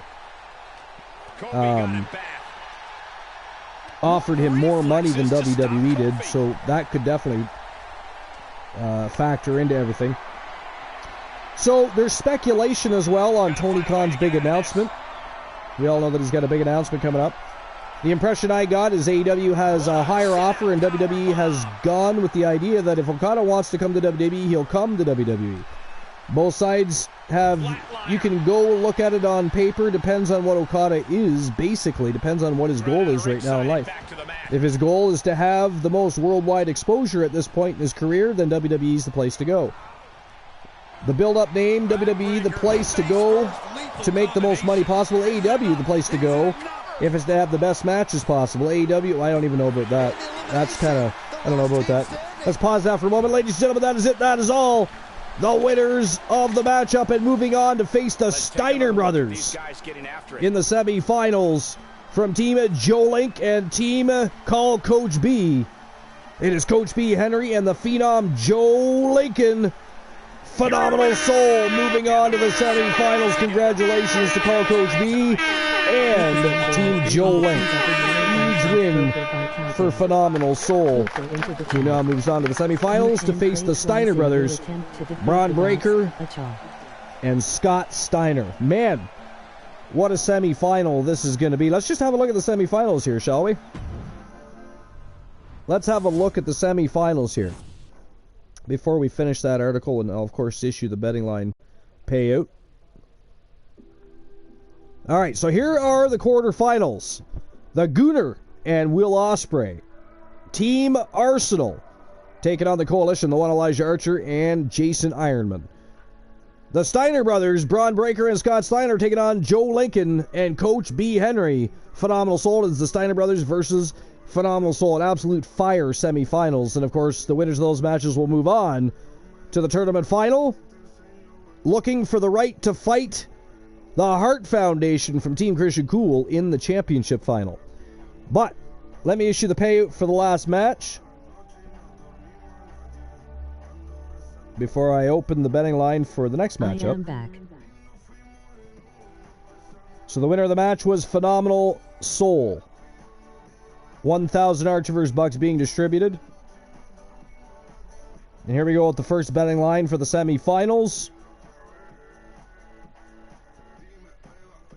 Who moves on to the tournament final? Is it going to be Team Arsenal? Or is it going to be the Coalition? I'll get the betting lines open right now. You, as usual, have 10 minutes to make your bets. And there we go. Betting lines are open. So let's move on. First match of the semifinals. Here we Coalition go, versus Team Arsenal. It is showtime and go time. Let's rock and Do you roll. think the announcement could be Mercedes Moné? Well, we're just getting into that part of the article, actually. I was just going to jump back to that article, so give me a second on that. Where was I?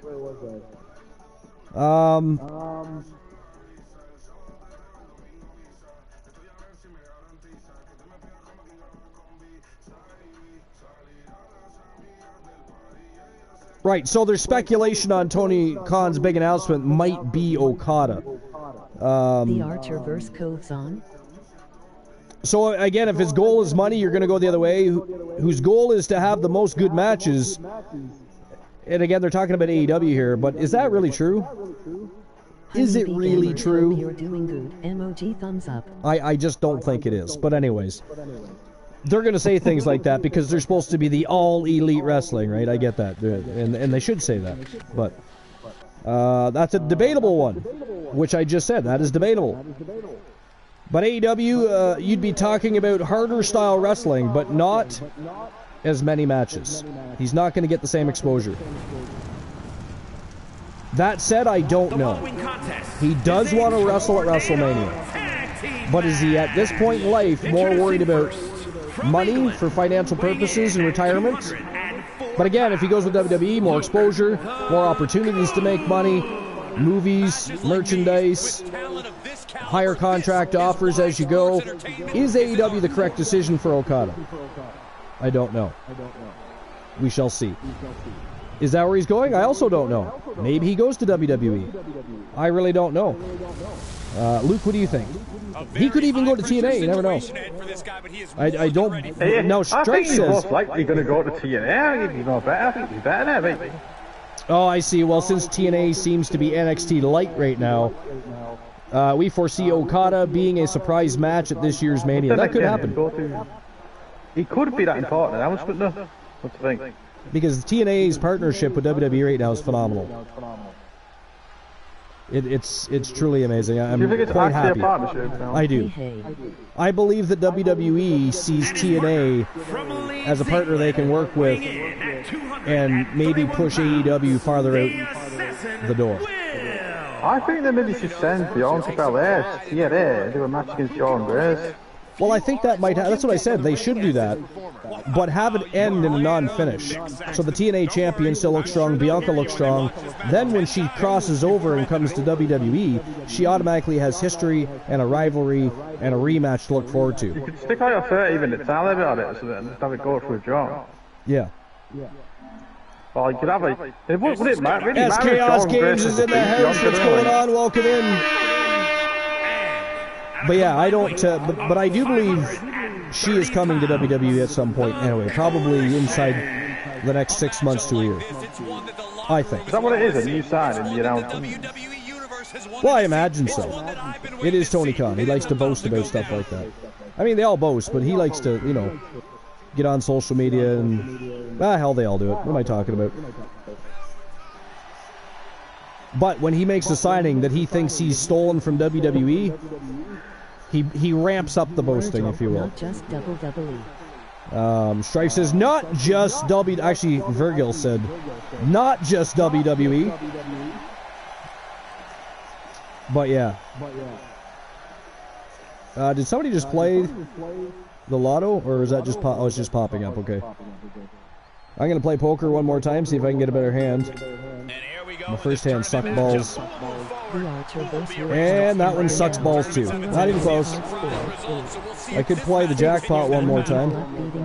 Here we go. The Junior and Willoski. What a team. 8-1-1 unlucky. Both my chances were absolute trash heapish. Good luck, the Archerverse. Absolute trash heapish. Alright. Well, let's see where everybody's leaning towards so far. Check out the latest craze in TWA merch. Purchase your coffee cup, tea or URL. Oh, there's only 60 Archiver's bucks in the pool. So nobody's getting in on the betting this time. What are you saying, Mickey did? He did a great job at it. Fuck off then. There you go. Fucking over that. $5 in tips, that's nuts. Sorry, I was reading a text. My wife had to go do an event today. It was a celebration of life. She's of course a waitress / bartender. And by the end of the celebration of life, there was only like $5 in tips. I feel bad for waitresses, you know, because they work hard. They really do. Now, if they're not good waitresses, that's one thing. But for the most part, most waitresses deserve those tips. They deserve the acknowledgement that they served well and did a good job, and, you know, but I've always felt sorry for waitresses and bartenders. Especially for the longest time, they were paid under minimum wage because they made tips. Now, I don't know if it worked like that in the States. It was like that here. They didn't have to pay their waitresses and bartenders minimum wage. They could pay less because they got tips, which I always thought was bullshit. Tips are above and beyond the job you're hired to do. You've done that job so well that you got tips. You know, they should be making no less than anybody else, plus the tips, because waitresses are some of your hardest working people. They really are. They really, really are. But anyways, I just read that and automatically said it. Almost ended it there. Somehow, some way, he is still in this. Looks like my wifey's going to be done work early. So, here's the thing. If she's done work early, we might do the second tournament tonight instead of back-to-back. Why does he never time? But he's do what I want to do. Because we do have back-to-back tournaments. But what I might do is if she's going to be on her way home, because she was supposed to initially work till like 5 p.m., so that's why I was doing back-to-back tournaments. So what I'll do is if Mrs. Archer's on her way home earlier than planned, I will simply do the second tournament tonight around 10 p.m. Eastern Standard Time. I'm guessing when she comes back, she wants the TV all night.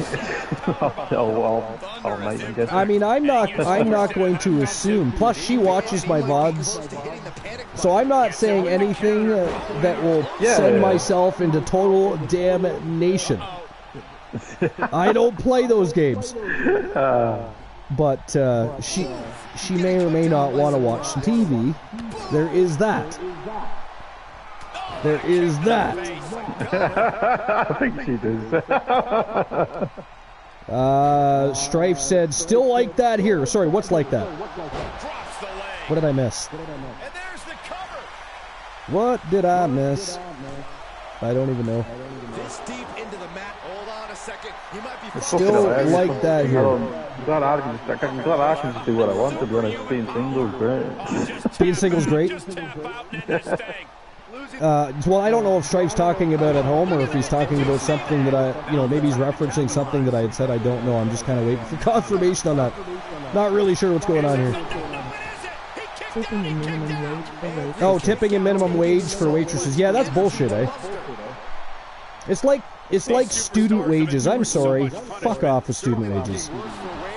Equal pay for equal work. I don't care. If you hired a child, pay the child. Stop with that shit. That is bullshit. You want to know why a lot of kids don't mind calling into work and not showing up? Because they know they're not being paid the same. They know they're doing the same job for less money. How dare all governments for doing things like that? That is so true what you just said right there. It is. I don't agree with it. Fuck it is, It is. You know? They're not doing anything different than the adults. And I've seen in many cases where they utilize those kids to do more than the adults. So... definitely true that you said right there. Yeah. So it is time for a change. I don't like student wage. Oh! Will Ospreay just took out Elijah Archer. But look at that. Archer's not happy. Look, he's staring down Ospreay. Ospreay's like, fuck that, I'm out of here. Archer got right back up. He is out of there. He is pissed right off. It is Team Arsenal versus Jason Ironman now. That is not good for the coalition. It looks to me like Team Arsenal's cruising through this match too. They're going on to the tournament finals, I think. The Team Arsenal almost beat you 2-on-1. You're not going to beat them 2-on-1 yourself. No. Well, that's what I'm saying. Oh, Ironman just ate the ring post. If the boss is covering tuition, just ate the ring. That, you know what? That foot DDT is absolutely ghastly. That can tear your ligaments in your leg, do damage to the calf muscle, ankle. It is a savage thing to do. Strife says, if the boss is covering tuition, room and board, we get student wages. Other than that, it's just bad. Yeah. I mean, that's cool if a boss will cover tuition, room and board. You know, because then you're getting your minimum wage plus some, technically speaking. That's like being tipped. You're not getting those tips, but you're getting your rent paid. You're getting your tuition paid. So, you know, that's something different.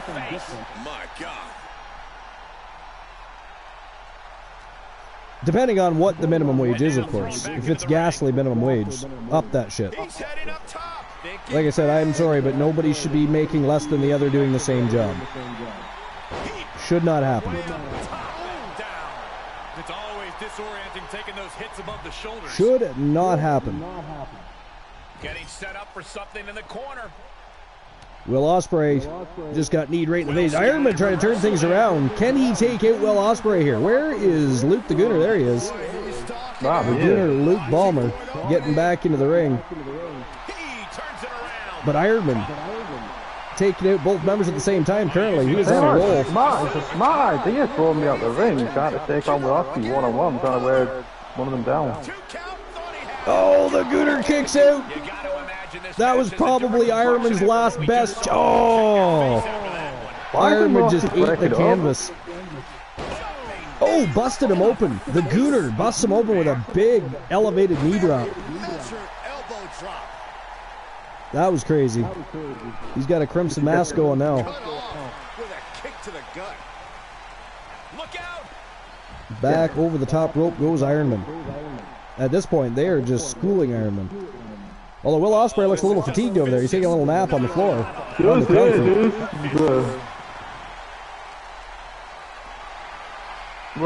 the strength of Ospreay. I mean, Ironman's a big man. He scooped him up like he was nothing. Tag team match. Tag team action.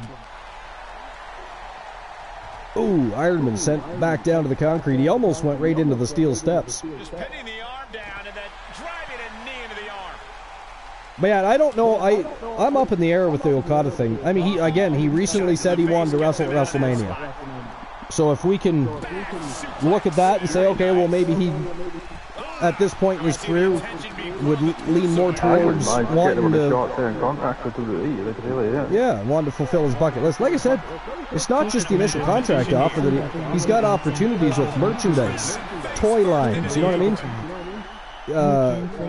Great PR, worldwide exposure. There's so many things the WWE has to offer Okada than just a big, substantial amount of money initially for a contract. You know what I mean? And that is it. That is all, ladies and gentlemen. The winners of the match. And moving on to the tournament final. From Team Luke the Gooner 94, it is Will Ospreay and the Gooner, Luke Ballmer. Team Arsenal with the big W over the Coalition. And we now have our first team going into the tournament final. I'm going to have to issue the payout for that now. But yeah, to me it makes sense. He's been wrestling a long time.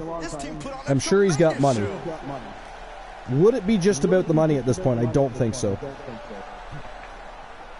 I think it's about the bucket list. It's about another check mark on his list of things he's accomplished in pro wrestling, and he wants to be at WrestleMania.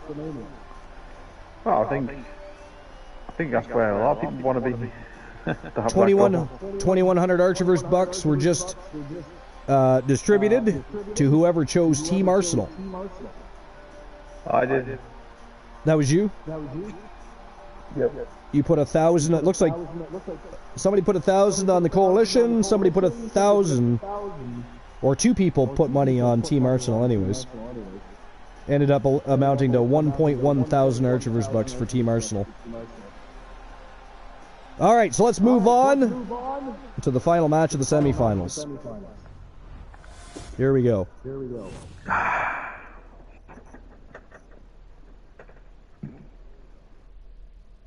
I think it's good that I think it's got a good foul here. All right, so final match of the semifinals, Braun Breaker and Scott Steiner. They are the Steiner brothers, and they're taking on former multiple-time champions and tag team champions from Team Joe Link and Team Call Coach B. It is Coach B. Henry and the Phenom, Joe Lincoln, Phenomenal Soul, looking to move on to the next round to face Team Arsenal for the right to fight the Hart Foundation in the championship final for the World Tag Team Championships. That's our next match. Let me get the betting line open, and in the meantime, let's keep things turning and burning. Time to rock and roll with our final match of the semifinals. Let's go. Okay, so who moves on? If I could spell the fucking thing right. I keep putting a B in there. Moobs. Who moobs? Who's got moobies in the chat room? Who moves on to face Team Arsenal? Is it going to be the Steiner brothers or Phenomenal Soul? As usual, 10 minutes to make your bets. And there we go. Betting lines are open. Showtime and go time for the final match in the semifinals. Get your bet on. Pick a side. Take a stand. Who you going to choose? Who's moving on? Who's going to face Team Arsenal? I'll tell you, Team Arsenal looking absolutely sensational in this tag team tournament. I will say that. Glenola say, show me my money. I did, sir. I just did and opened up the new betting line. How dare you? 506 pounds. How dare you, sir? Oh, I put Coves. God damn it. I was trying so hard not to spell shit wrong in the betting lines because Glenola is here. And I fucked up. I fucked up. All right.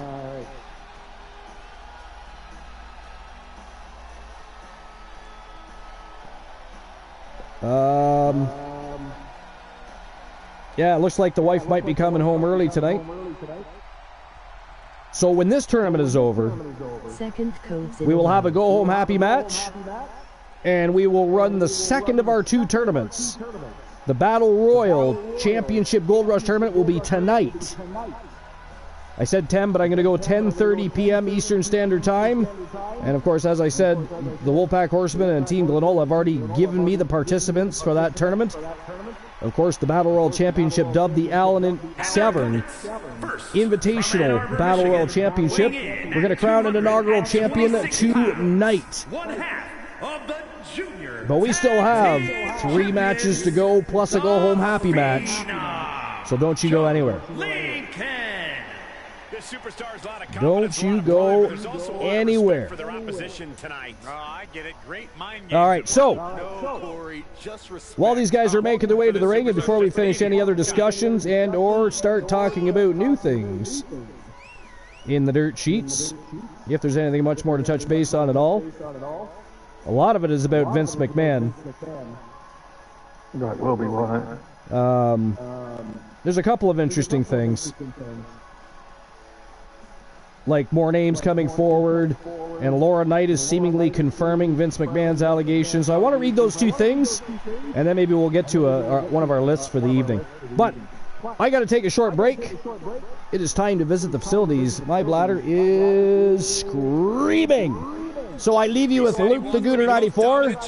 Ask him some questions, tell some jokes, do whatever you want. I'll be back. Enjoy the match. Enjoy Luke.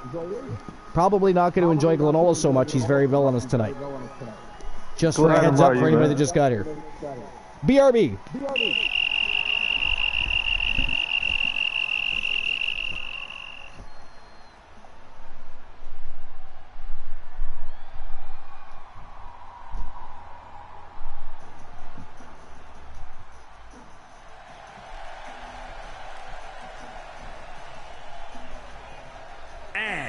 From Boston, Massachusetts, weighing in at 270 I'm gonna have a look myself. I don't like right on last bit about Rick Steiner. Champions, Coach B. Henry. This superstar won't ever throw him in the towel. The WWE Universe keeps egging him on. That is a recipe for disaster. Oh, wait, what is so wrong with the WWE Universe supporting this superstar? It's all a prelude to a big fall, Saxton. The WWE Universe will only support you as long as you're successful. Mark my words.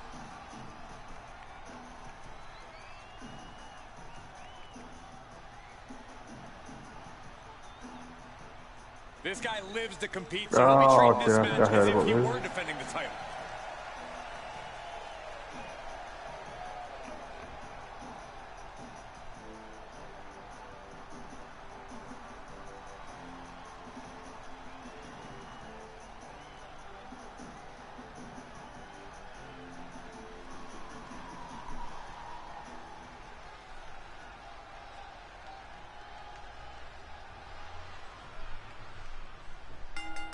Serious implications in this contest. Winner advances in the tournament. Loser has to head back to the locker room. Ousted from the event moving forward. Boom! Great counter. Reversal. Can he take advantage? Oh my God, what superhuman power. Straight to the knee. Shoulders down. And a kick out at 2. No way. No way. I refuse to believe that wasn't 3.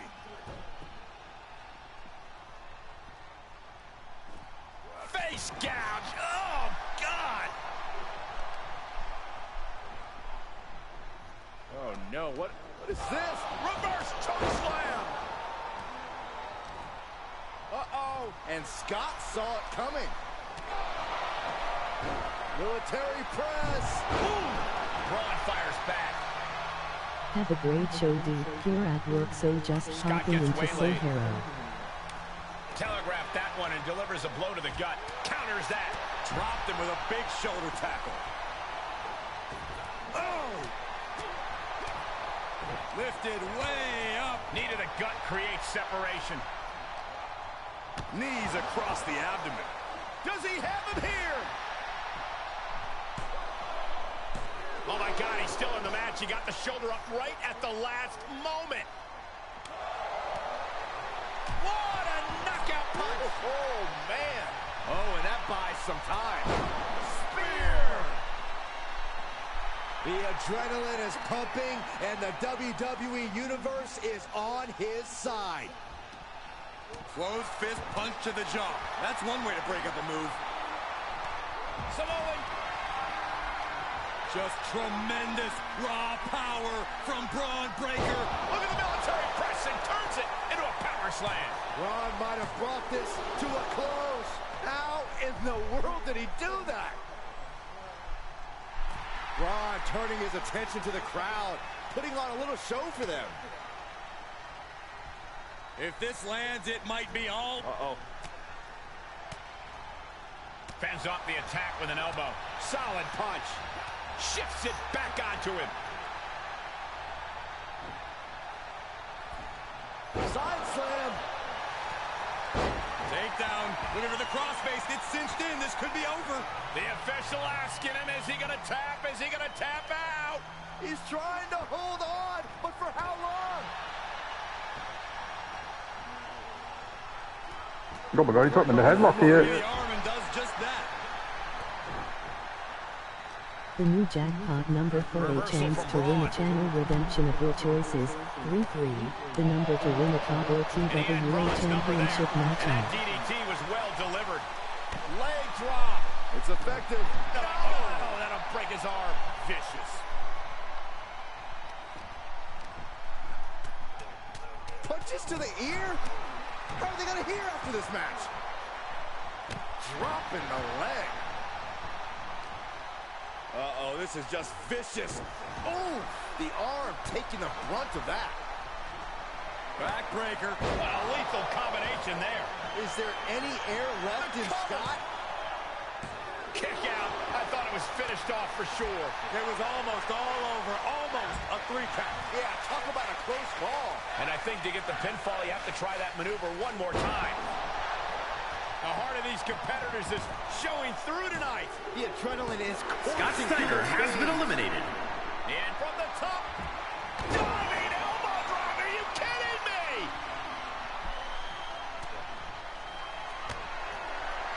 Uh-oh. Turning the tables there. I have returned, and Obi Shinobi FU. I see you. Thanks for popping in. Appreciate you. Have a great show here at work, so just pop it in to say hello. Well, we appreciate you, sir. It's always good to have our community twerking, hopefully not getting caught by their bosses. One Joe Link pretty much works for the Archiverse TV, even though he claims to be working for his place of employment. Ladies and gentlemen, that is it. That is all. The winners of the match, and moving on to the tournament final to face Team Arsenal from Team Joe Lincoln, Team Call Coach B. It is Coach B. Henry and the Phenom, Joe Lincoln. They are phenomenal soul. And they are moving on to the tournament final. And Team Arsenal now knows who their opponents are going to be and who they got to go through to earn the right to fight the Hart Foundation in the championship final for the World Tag Team Championship. That's going to be next. That is going to be next. So anyways, I do want to have a look at that, and I'll issue the payout for that matchup as well. Just give me a moment. I want to have a quick look at that article, and it's WrestlingInc.com, and it was published by Ella J. It says, John Laurinaitis seemingly confirms Vince McMahon allegations, says he's also a victim. So let's have a look at that.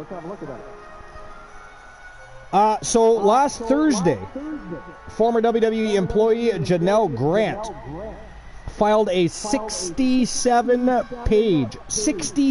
pages lawsuit against Vince McMahon, WWE, and former WWE executive John Laurinaitis, outlining allegations of sex trafficking, sexual assault, and a number of other abuses, which we named earlier today, like sexual transactions, harassment, discrimination, and one of them was even flat-out rape. But anyways, so 67 pages. So McMahon has since resigned from his corporate positions at TKO Holding Groups, despite denying the accusations against him. Laurinaitis, on the other hand, has seemingly confirmed the allegations against McMahon, though not the allegations against himself.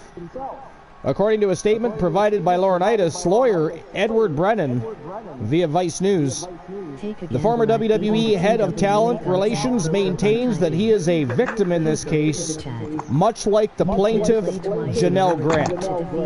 So the quote is, Mr. Laurinaitis denies the allegations in the misguided complaint and will vigorously defend these charges in court, not the media. Brennan wrote on Laurinaitis' behalf, like the plaintiff, Mr. Laurinaitis is a victim in this case, not a predator. The truth will come out. So that's very interesting. So when Brennan was then asked to clarify whether he was claiming McMahon was the predator in the case, he wrote, read the allegations. Read the federal statute. Power, control, employment supervisory capacity, dictatorial sexual demands, with repercussions if not met. Count how many times in the complaint Vince exerts control over both of them. As cited in the lawsuit, Laurinaitis was named as one of the men that McMahon allegedly recruited for Grant to regularly have sex with, both with and without McMahon involved. What? Anyways, I'll just move past that like I didn't read that part.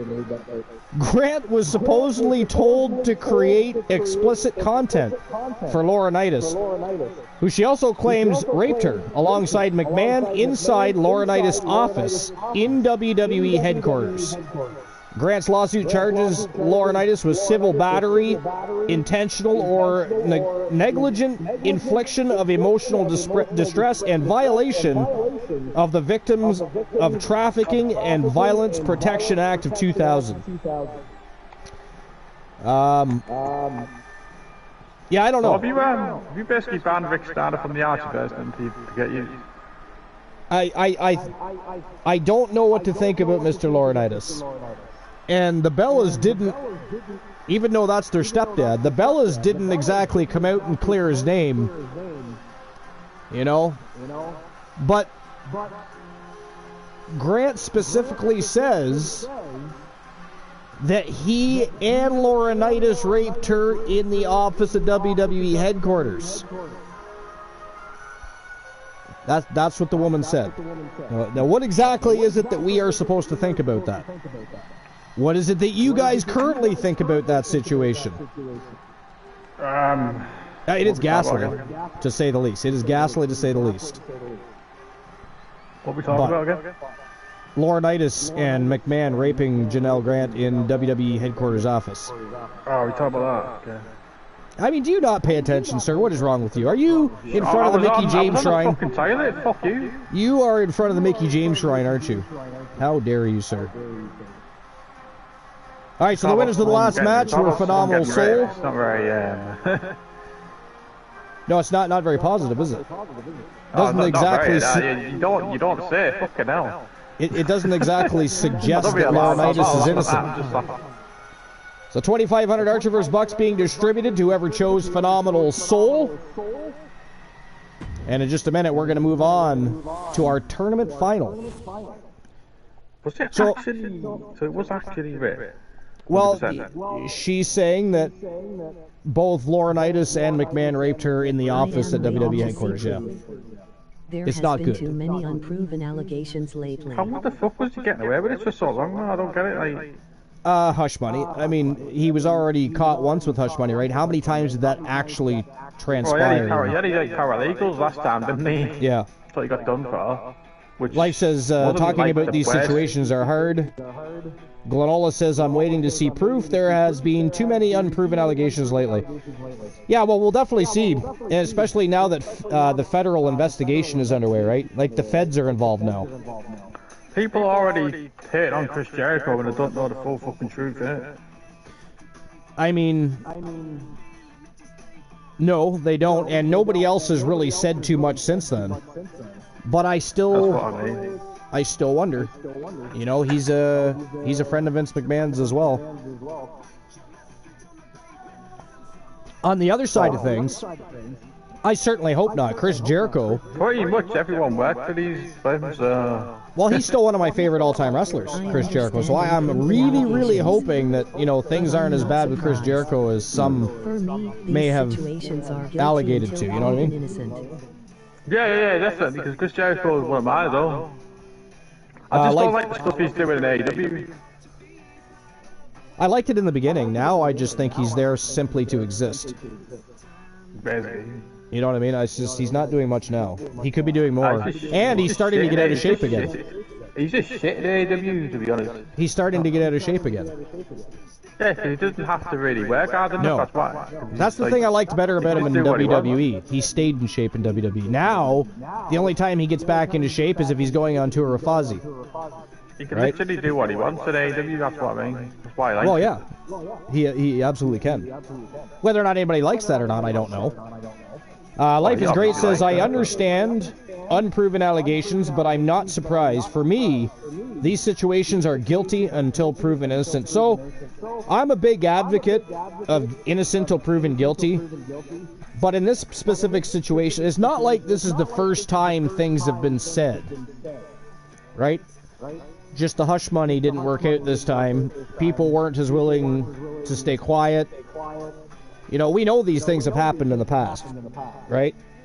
So, and with John Laurinaitis suggesting he himself is a victim, I don't know how that's going to hold up, especially with Janelle saying that, you know, John Laurinaitis raped her with Vince McMahon. And you know, was supposed to be having sex with Janelle with or without Vince McMahon, which I still can't unread. Like Vinnie Mac throwing himself into threesomes. Unwanted, by the way, threesomes. Has he always been it? Has he always been this fucking weird? I would think so. I would think so. Would you never have thought it back then? Like I said, well, no, maybe not back in the day, because you don't know as much about the superstars and promotion owners, etc., behind the scenes as you do now with social media and everything else in play, right? You don't think about stuff like that as much. Yeah, definitely. But it makes you wonder. Again, he was caught once with hush money. How many times in the past did he pay hush money and have it work out for him? And will those people come forward? Because apparently, that's another article we're going to get to. Apparently, there's more people that are willing to come forward. So we're going to get to that in just a minute. But first, what I'm going to do is I'm going to get the betting line open for our tournament final match. And what a match this is going to be. An absolute barn burner between Team Arsenal, the Gooner, Luke Ballmer, and Will Ospreay, taking on Phenomenal Soul, Joe Lincoln, and Coach B. Henry. Both of those teams looking for the right to fight the Hart Foundation in the championship final. It's going to be a smoking hot matchup. I'm excited. This has been a great tournament. But before I do that, I do have to open the betting line. With history So let me do that. Here we go. And maybe he is a victim. Who moves on Been forced to face the Hart Foundation?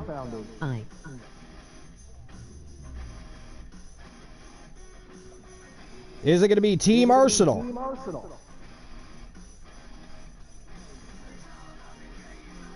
Or is it going to be Phenomenal Soul? Phenomenal Soul. No, it's Team Arsenal. Oh, did you guys hear that?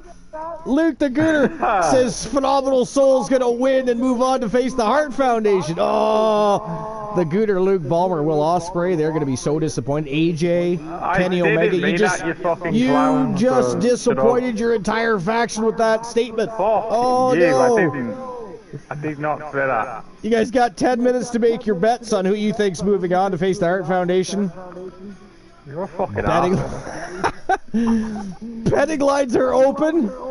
Let's get things rocking and rolling, guys. It is time to turn and burn. Tournament final. Who's going to earn the right to fight the Hart Foundation? Team Arsenal or Phenomenal Soul? The Gooner Luke Ballmer's management team, Luke the Gooner 94, says Phenomenal Soul.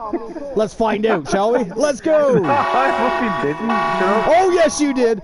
How dare you? There's a VOD. Who heard Luke say that? Oh, no physical proof. Who heard Luke say that?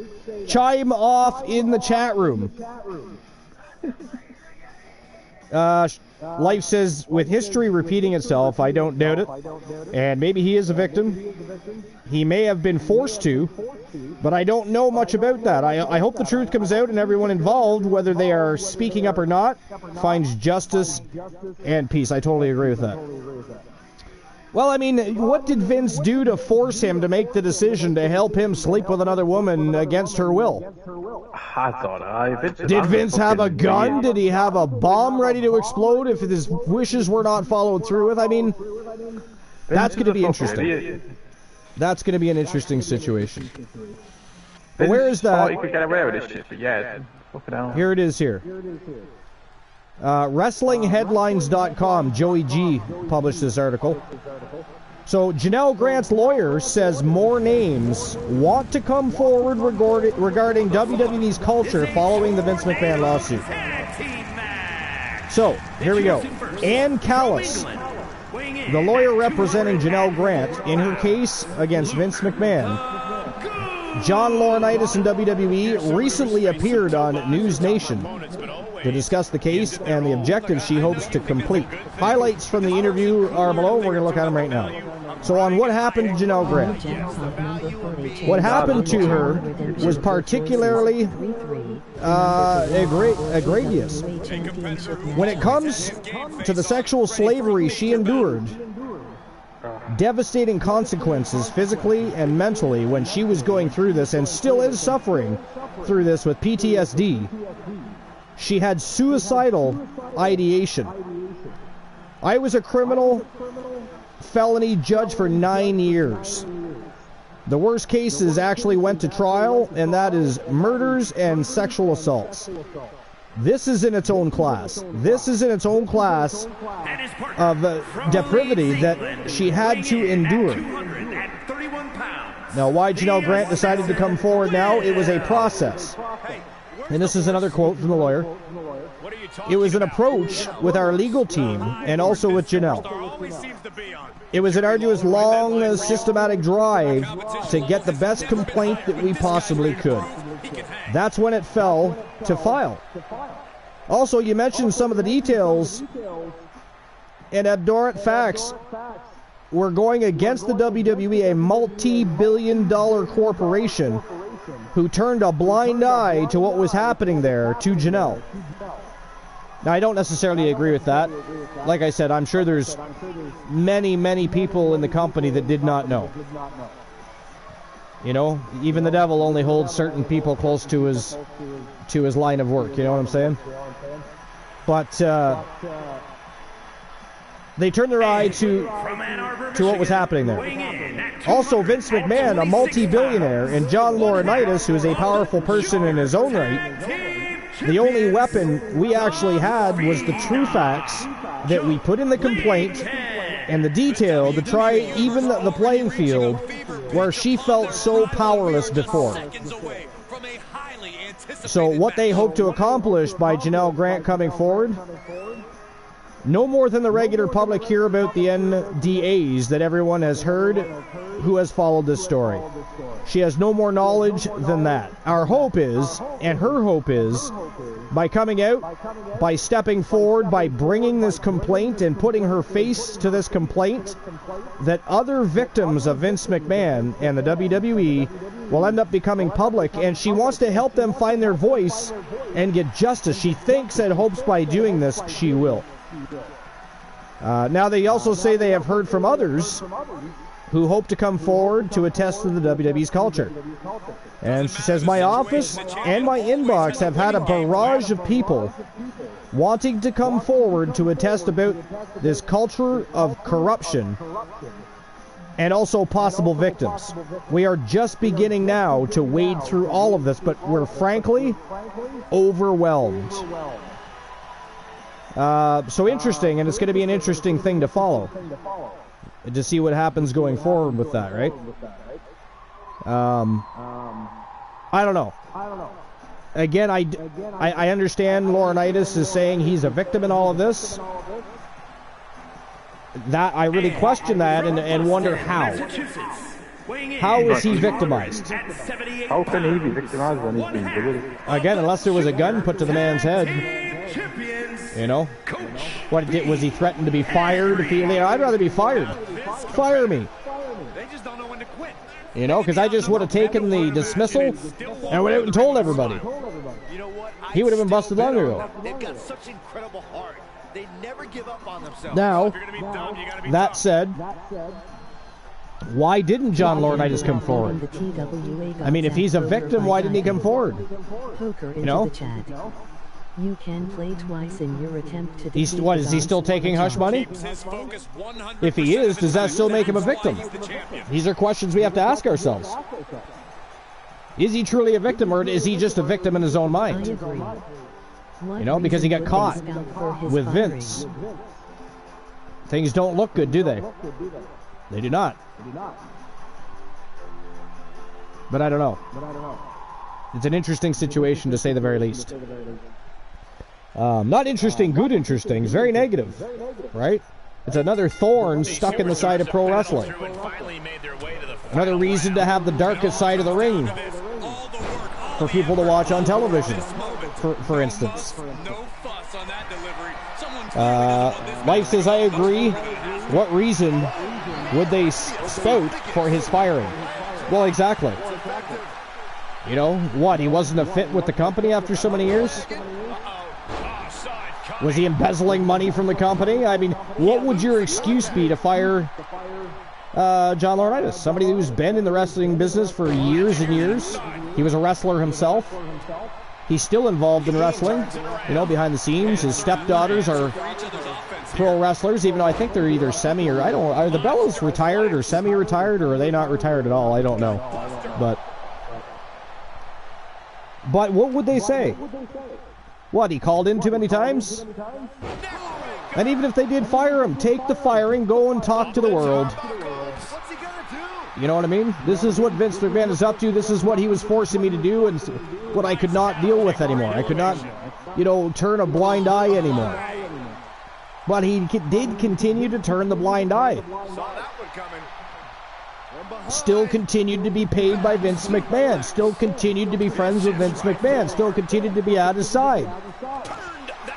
So how in the blue hell is John Laurinaitis a victim other than in his own head? In his own mind? You know what I'm saying? It doesn't make sense to me. We'll see what happens and how they play out. How his lawyer approaches things. I don't know if he's got the same lawyer or a different lawyer. Hopefully he has a different lawyer. But I don't know. Are they WWE appointed lawyers? I don't know how that works with their company, if they get their own, or WWE appoints them lawyers. They probably have a legal team, obviously, for a reason, but are they going to handle this? Are they going to want to get involved with this level of accusations and allegations? It's interesting. So here's another article, WrestlingNews.com, published by Subhajit Mukherjee. It says Jeff Jarrett reacts to Vince McMahon's toxic and disturbing text messages. So Vince McMahon made the news after facing allegations of sexual trafficking and misconduct from a former WWE employee, which ultimately made him resign from WWE and TKO for good. Now Jeff Jarrett has also shared his thoughts on McMahon's lawsuit, believing it to signal the end of an era.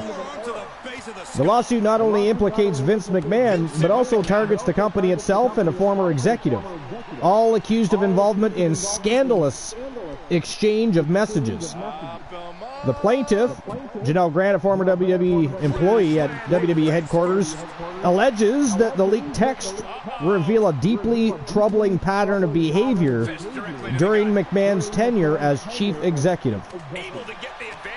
The text messages expose McMahon's explicit and coercive language, where he pressured her into participating in intimate activities with other men, including a physical therapist.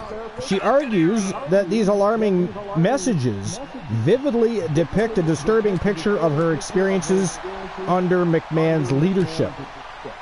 Now, while speaking on his My World podcast, Jeff Jarrett shared his thoughts on the recent allegations against Vince McMahon, expressing the screenshots he read depicted a toxic and disturbing situation that is hard to comprehend. Jeff Jarrett added that it signifies the end of an era in professional wrestling and marks a new day for the industry. And this is the screenshot. It says, the screenshots that I read, it was toxic. It was unbelievable and hard to wrap my head around all of it. It is disturbing, and for all intents and purposes, it's the end of an era, and it is a new day in the professional wrestling business. The joke was he was going to die in that seat, but the tragedy of how the man, Vince McMahon, sits today is unbelievable. So WWE Divas also allegedly left Vince McMahon's office in manic state. A lawyer also believes that trafficking lawsuit will not come to trial. We'll have to wait to see whether or not Vince McMahon will be brought to justice over these allegations and more. So a lawyer believes that the trafficking lawsuit will not come to trial. However, I tend to disagree with that now that the feds are involved. I tend to disagree with that now that the feds are involved. Either way, it's, again, like we were just talking about, either way, it's another black eye for pro wrestling, specifically for WWE, and it's just not good, right? It is just not good. Oh, and of course, it's Vince McMahon's lawyer that doesn't think the trafficking case will see trial. I mean, it should absolutely seek trial. The prosecution should seek trial, and it should go to trial. I like that he's away from the company, but it's just fucking crazy that yes. Well, that's my thing. That's my thing. It's crazy, and it needs to come to an end permanently. And he needs to pay for his transgressions. Flat out. He needs to pay for his transgressions. I'm sorry, but he's not innocent here. He's not going to prove himself innocent. Doesn't sound innocent to me. No. To run out. It sounds far from innocent. Anything but. Trash heapish is Vince McMahon. And he deserves whatever's coming to him. So, but what do you guys think? What are your thoughts? Do you think the trafficking case goes to trial? Would you like to see it go to trial? And or what would you like to see happen to Vince McMahon? Do you guys have an opinion on that? I know Luke and I do. Go, kick out. He should go to jail for that, maybe, but he should run out, but yeah, absolutely. Totally agree. That's because all these stars, that. Yeah. It's crazy, though. Like, just insane. And unfortunately, again, like I said... If you went to jail, you only get about 2 or 4 years, because fucking hell, you just get out. That's the only thing with that. Yeah. It is. I think that's pretty much it for the Dirt G's today. But at this point, we don't really have time to go through one of our lists. So I'll simply save that for tonight's Battle Royal Championship Gold Rush Tournament, which will be about 10:30 p.m. Eastern Standard Start Time. Again, I was going to do back-to-back tournaments because originally I thought the wife was supposed to work till about 5 p.m. tonight. So, and it's currently only 2:30 almost, so I would have had plenty of time to do both. As it is, the event ended sooner than she had anticipated, sooner than they anticipated, I'm sure. So she's going to be coming home early. So what I'm going to do is, once we're done with this Gold Rush tournament, we're going to have ourselves a go-home happy match. And then we'll see each other at 10:30 p.m. Eastern Standard Time. I'll create a new event timer just to remind everybody on Discord. We're going to go live again. Another tournament. I'll probably have a tone setter to this tournament.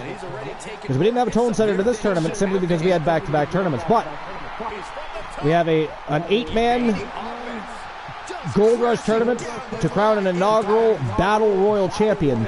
So we're going to have a tone setter. We will, of course, have at least one go-home happy match. Lots to look forward to. And then don't forget this Sunday night, 10:30 p.m. Eastern Standard Time, we're going live with our big SPV for 2024. TWA's New Year's Bash is going to be an absolute thrill ride. You don't want to miss it.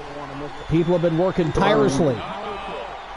The superstars, feuds, the rivalries have been absolutely epic over the past month and a week or so. They've definitely raised the bar and up the ante as far as... Wow, that is it. That is all. Ladies and gentlemen, the winners of the match, and moving on to face the Hart Foundation for the WrestleWars Genesis World Tag Team Championships. From Team Luke the Gooner 94, it is Will Ospreay and the Gooner Luke Ballmer. Team Arsenal picks a big win, and they're fighting for the gold, baby. Luke, tell them. What are your thoughts now that Team Arsenal has to be the new tag team champions? They won the tournament. Now they're looking to take home the gold. We're taking all the belts. Taking all the belts. Luke the Gooner 94 says.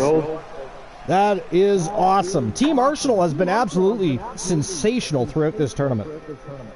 I built a dynasty here. You have built a dynasty. Without a question. All right. So the winners of the match. So Team Arsenal. 2,100 Archerverse bucks being distributed. And I'll, of course, get the betting line for the final match of the tournament, the championship final between Team Arsenal and the Hart Foundation in just a moment. It is what it is. It is what it is. What's the thought of it? Because we've got the dominant stable. I mean, they walked through like Legado del Fantasma, they were rookies. We literally pissed this entire tournament. I can't believe they did. Then they walked through the Coalition. I mean, it was a tougher match than LDF, but they took the Coalition to school. The thing is, this is the final. The final is here. This is the final. The championship final is here. This happened on my game. Someone went all the way to face the Twitch Women's Champion and they lost the final. Strife says, what are we thinking for a go-home happy match? So, what I'm thinking for a go-home happy match is a 30-woman, a 30 Vixen Villain Royal Rumble with the final 8 contestants in that Royal Rumble being entered into the Women's Battle Royal Championship Gold Rush Tournament, because we're going to have one for the women's division as well. We need to kick that division off with a bang as well. So I'm thinking a 30 Vixen Villain Royal Rumble. The final 8 participants will be entered into that tournament.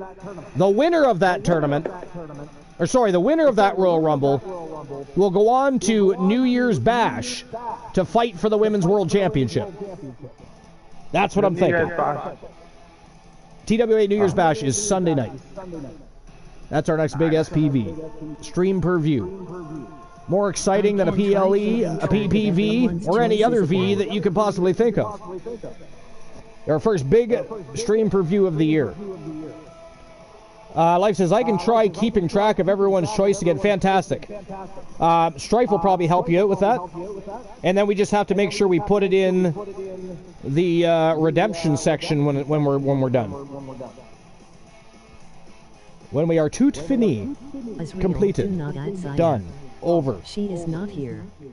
She is home training. Azrael, do not add Zaya. She is not here. She is home training. All right. Noted. We will not be adding Zaya Lee to the Royal Rumble. Now, I assume, the Gooner, you would like to see Mickie James. You would like to see Alexis Lurie James in that Royal Rumble. I would. You asking me that question. When we're setting up the Rumble, make sure you remind me. Mickie James and Alexis Lurie. Roxanne Riley's going to be going into that. Make sure everybody reminds me. Don't forget, we have one match to go. I got to get the betting line open.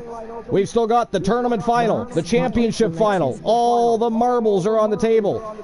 Team Arsenal, the Hart Foundation, World Tag Team Championship on the line. That is next. And I'm going to get the betting line open right now. Okay, so. We all know Mickie James winning that Royal Rumble. Who walks out World Tag Team Champions? Israel also Brown says, and let's specify TWA, because it's for the TWA, not the TAW World Tag Team Championships. Will Team Arsenal continue their show of dominance, which they have absolutely done throughout this entire tournament? I think. Or will the Hart Foundation reign supreme and go home with the gold one more time?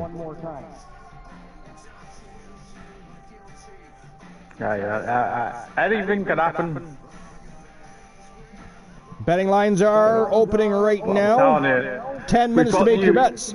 We've got new tag team champions. We do have new tag team champions. Potentially.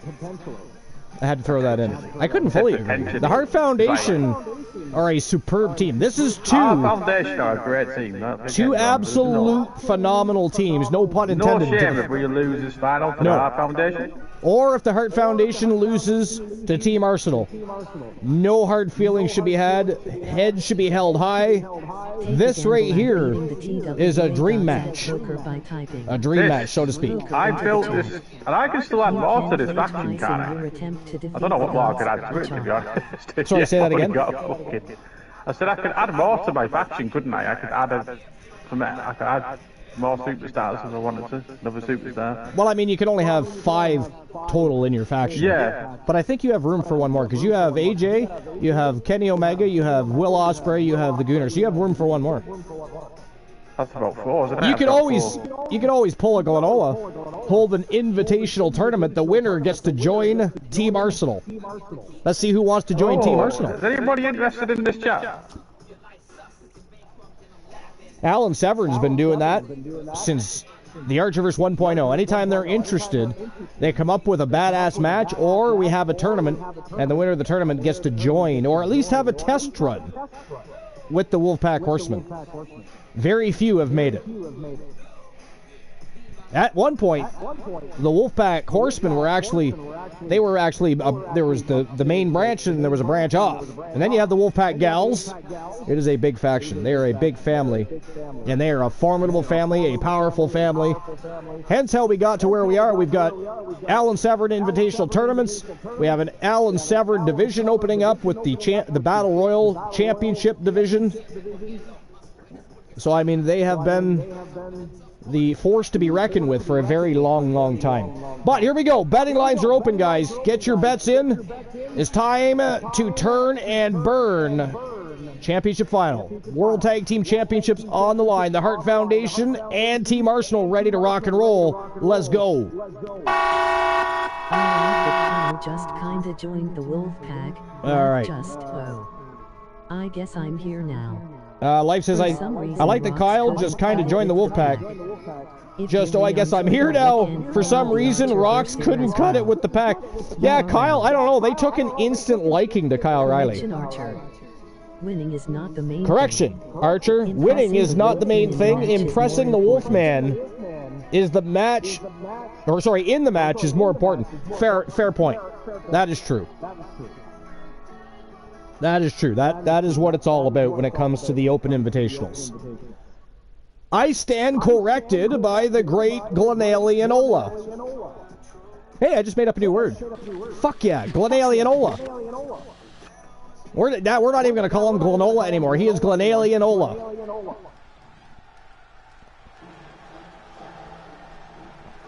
All right, Luke. Are you going to pick Team Arsenal this time? Or are you going to pick their challengers? I said the fucking thing. By the way, did anybody answer me? Did anybody hear Luke the Gooner 94 earlier talking about Phenomenal Soul beating Team Arsenal? Did anybody else hear that? We got so busy talking about Vince McMahon and his disgusting, ghastly, grotesque transgressions. Joe Lincoln? Or sorry, Joe Lincoln? He does. Phenomenal Soul. Oh, so he's got CM Punk in there as well. He's got CM Punk, he's got all three members that used to be Tons of Funk, and Joe Lincoln. And then, of course, Team Joe Link also manages the Outlaws and the Toxic Outlaws in the women's division. So, yeah. Like says, we all heard it. See? Luke, lies. You said it. You know you said it. The masses have spoken. You chose Phenomenal Soul over Team Arsenal.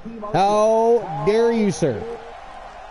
I mean, how do you expect your team to go out and perform well at the top of their game, to the very best of their abilities, when their own manager is saying, I think Phenomenal Soul is picking up the W here? Fuck off, I said the wrong fucking thing. No.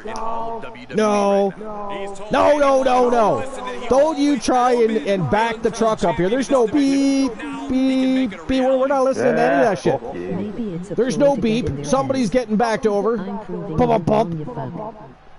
Right now it's you. Right now, because you're backpedaling. And Variance of Strife and Life is great. They've got that dumb truck in full tilt going backwards and running over your ass right now. Life says maybe it's a ploy to get in their heads. I'm proving you wrong, you fuck. I mean, it could be. We all know that Luke the Gooner 94 is a little villainous. So what we're doing with that? Did you say Archer wanted to form the coalition on LCW then? Does he? I don't know, does he? I mean, I would have to, he would have to talk with Jason Ironman, see what he thinks about that. I mean, who else from the coalition is there? Anybody? I don't think so. I've got your call. Obviously, you know I have. You've got Bret Hart and the Jim Nean. You've got Bret Hart and Owen Hart though. Yeah, they're the Hart Foundation. Yeah. Coalition members currently are JC, MJF, Ironman, and Archer. So I guess if you had Ironman or MJF or JC over there, yeah, absolutely we could form the coalition over there. I mean, I have MJF. I did a different game. Well, maybe the coalition steals him. Maybe the coalition steals him. Just like in TWA, we claimed MJF. As soon as he inked a contract, the coalition were like, oh, no, sorry, you're coming with us. Froggy Legs! What's going on, Froggy? It won't JC to talk to him. Hi, buddies. Sorry, say that again? He won't JC. That is Team Sir Jack the Greatest. Oh, is it? That's Jack. Check out the latest. What's Froggy up to today? How was your day, Frog? Purchase your coffee cup. So, Froggy, right now. You just got here, so I may as well tell you, our Go Home Happy match, we are going to build a Vixen Villain, 30 Vixen Villain Royal Rumble. The final 8 participants will be entered into the Women's Division Battle Royal Championship Gold Rush Tournament to crown an inaugural Women's Battle Royal Champion. The winner of the Royal Rumble will go on to TWA's New Year's Bash Sunday night to challenge either the TWA or TAW World Champion. Or in TAW's case, they call their World Championship the Grand Prix Championship, but it is a World Championship. That's what we're doing. This is the final match of the tournament. It's been an absolutely fire tournament. If you missed any matches, you got to go back and watch the VOD, because it's been fire. But this is the final match of the tournament. Oh, my wife is calling. I'll be right back. So far we have Ross, Mickey James, and Alexis Lily James. Set up for the wicked kick to the lower back. Yeah. Third traverse, that's fucking sick. I don't catch the bogey. That is reckless abandon being shown. And paying off as well. Oh no, and a reverse DDT. I hate when that happens with that kind of thing. Look at this. Boom. Nice. There's a crucifix. Nicely done.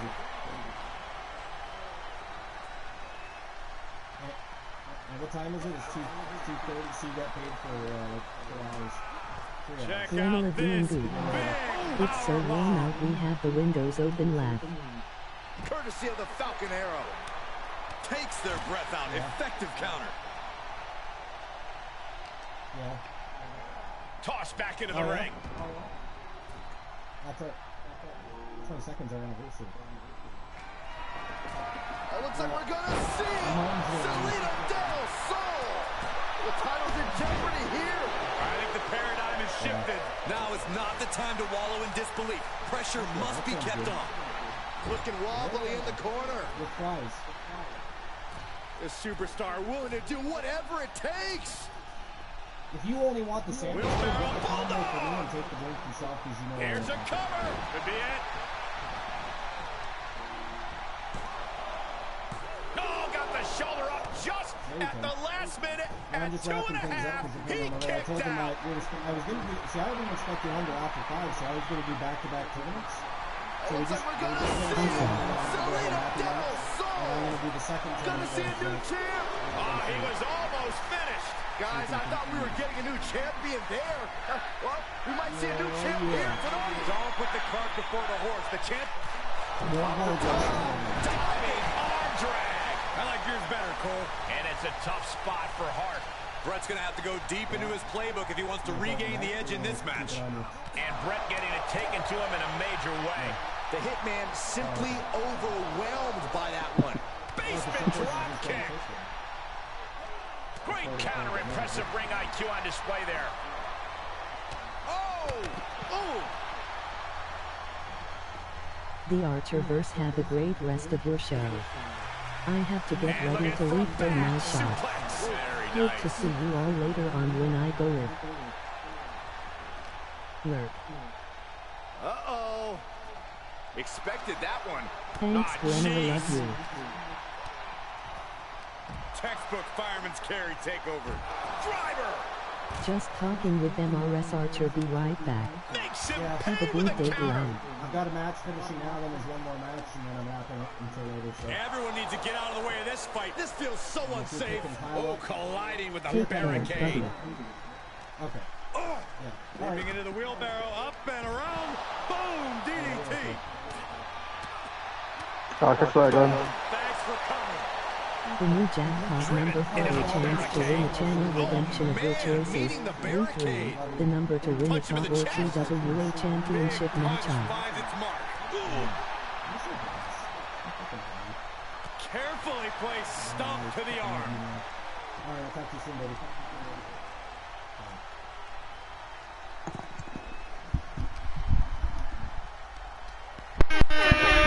I have returned. Sorry about that, guys. But when the missus calls, the Mr. answers. It keeps me in the good graces of Mrs. Archer, if you will. It's never good to ignore your wife. Bad things can happen. She's your wife, man. But yeah, so after our go home happy match, we'll see each other again tonight. 2 shows, 1 day. Woo! Strife is probably thinking, what the fuck? Did I win the lottery? Same with Jack. I'm sure he'll be at the show later, but he's probably thinking, damn, Archer's live twice today? No way. It's happening, guys. 10:30 p.m. Eastern Standard Time. We have our inaugural Battle Royal Champion being crowned inside of a Gold Rush tournament. And as I said, Team Glenola and the Wolfpack Horsemen have already given me all the participants we need to make that Gold Rush tournament happen. We're going to have ourselves a tone-setting matchup. We are also, hell, you know what? I think the winner of our Go Home Happy match will fight for the world title in that Go Home Happy match. Then I just have to come up with a tone setter leading us into that Battle Royal Championship Gold Rush tournament. It's going to be a fire night. It's been a fire afternoon. You guys are fucking awesome, you know that? Like, I go live sometimes when people least expect it. I know that not everybody's going to be here. It is what it is. People have lives. They've got jobs. But the show has to go on. You guys watch the VODs. You've proven it historically. You watch the VODs, you pay attention, you get involved. You're all fantastic community members. And Glenola and Christian Cool, Joe Link, Life is Great, Strife, all of us, we've said many times, we are blessed to have the community we have, and we love all of you equally. Except for Glenola. Except for Glenola, we hate Glenola just a little bit, because he's so villainous. He called Mickey James a fucking jobber early on, I hate it. He did call Mickey James a job. I seen that. I did see that. I got to tell you, so far, this is a hell of a match. Hart Foundation and Team Arsenal going at... Oh! The rolling cutter. The rolling cutter from the Gooner. That because of Senegal. I thought he called that the Goon Cutter. Is that the Goon Cutter? Well, I don't know. The thing is, right, Senegal Richmond uses these variations of the rolling cutter. That's for giving his best friend. I can't believe Christian Hart just kicked out of that, to be fair. Life says, oh, I forgot to say hi, Mrs. Arch. Life, I will tell her, don't worry. And when I first start up the broadcast booth, I don't know if you're able to join the broadcast booth tonight, but she'll be up for a little while when I first start out. At least I think. So you'll get to say hi. But I'll tell her you said hi. She loves hearing when you guys say hi to her. And she appreciates all of you that have watched some of her... Your wife like wrestling? Not really. Not really into well, she's not as big as a wrestling fan as I am, but she's always watched wrestling with me. She supports this fully. She loves watching me get creative and put on a show for you guys. She enjoys that. And if I'm watching it, she will watch it with me. Yeah, she does plan on attending a live event with me as well. So she's very supportive. She supports me in anything I do, really and vice versa. A big wrestling fan, but she's listen. I've said it 1,000 times before. We're not just spouses, right? We've known each other for over 20 years. We've been lovers for over a decade. That woman, to me, is my soulmate, and I would do anything on the planet for her. She's such a great human being. She's a great mother. She's a fantastic wife. She's so brilliant, and she's driven. She's building a business as well as working. She's, I mean, I'm just lucky. It's like a storybook finale to my life. Somehow, some way, how I deserve that, I don't know. But she's an amazing, amazing woman, a beautiful woman, and I love her. You know, obviously my children are included in how much I love people on the planet, but I love that woman more than anybody else on this planet. Children they don't count because you love your children. Unless you're a piece of shit. You love your children unconditionally your entire life. I have children that I don't see eye to eye with. I have children that don't like to visit me, that like to, keep me at arm's length, and they'll take advice to me, but then they'll do the exact opposite. But I still love them, each and every one of them, regardless of what they're doing, where they are in life. They're my kids. And when I can, when they allow, I will help them. But Mrs. Archer is just... I've never met anybody like her before. I've never had a relationship like I have had with her, even when we were just friends. And even when we were just friends, there was spark there. We just didn't really know what to do with it at one point in life. And then we just kind of let it happen. And one thing led to another. We broke up for a few years over pure stupidity. And wow, they did it! Holy shit, ladies and gentlemen! The winner of the Gold Rush Tournament and your new TWA World Tag Team Champions from Team Luke the Gooner 94. It is Will Ospreay and the Gooner, Luke Palmer. They are Team Arsenal, and they're going home with the baby. Holy shit. Archer being sappy. Eat shit, life. That was like a piece of piss. That's adorable. Well, you know what? You're not wrong. I am one of those sappy guys. A lot of people wouldn't think it. You know, there's people that would tell you a different side of my personality, I'm sure.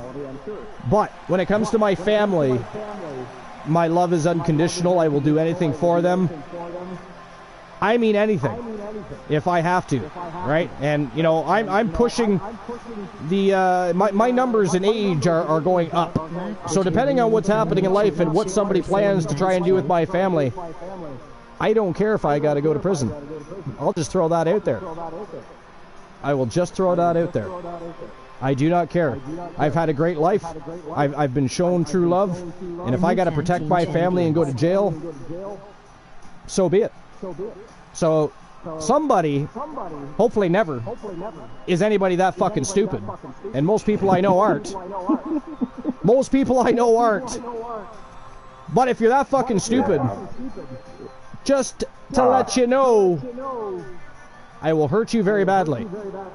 I wouldn't like to go and to I jail. will giggle my motherfucking ass off in my jail cell at the thought of you eating through a tube and never walking again.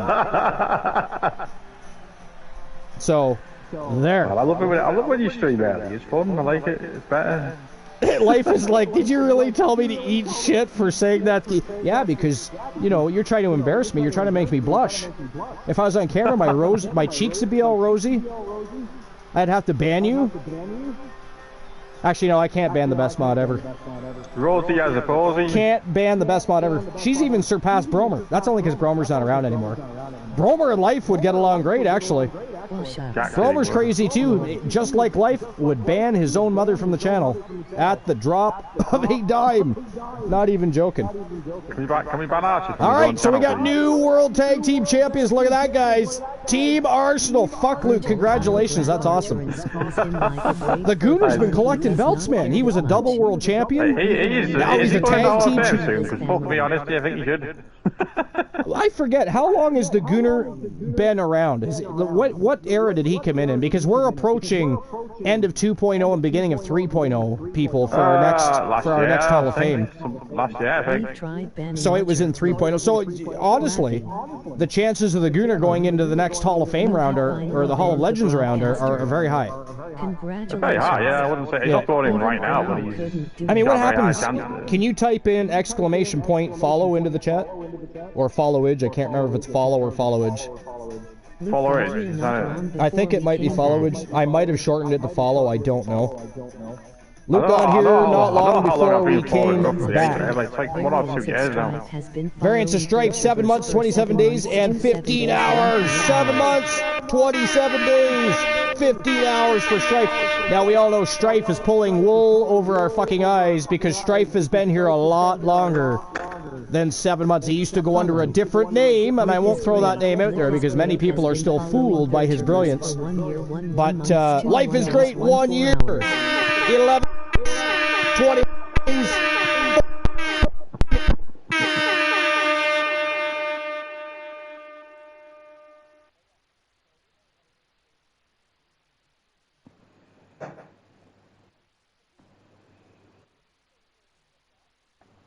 Archer being so loud he killed his mic. Laughing.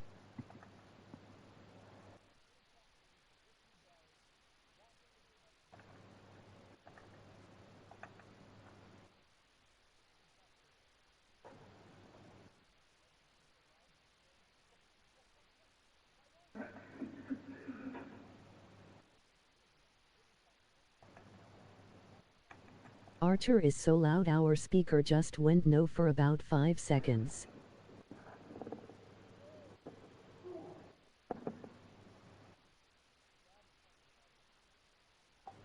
Follow. Y'all good? Laughing, where'd you go? Luke the Gooner 94. Luke the Gooner 94 has been following Thurcherverse for 1 year 4 months 2 days 20 hours.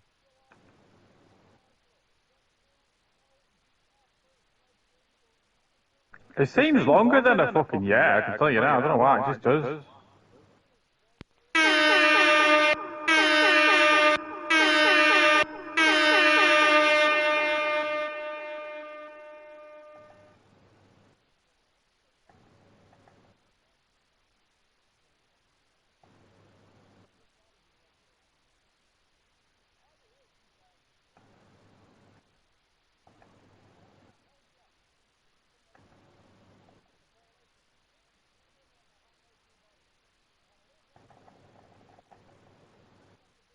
The new tag team champions, Team Arsenal.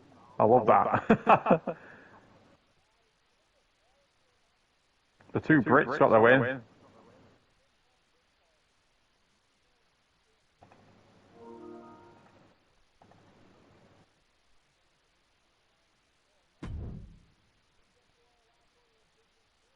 We've lost audio, but the soundboard still works. Emoji call me hand.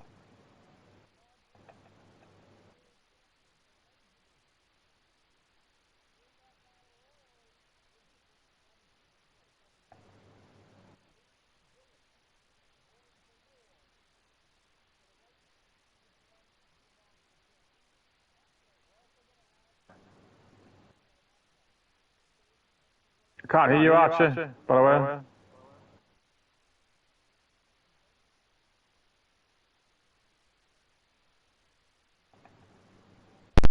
I can't hear you at all. The Archer's mic's gone, I think. By the sound of it. It shouldn't be gone. Oh, it kind of is. Can you hear me now?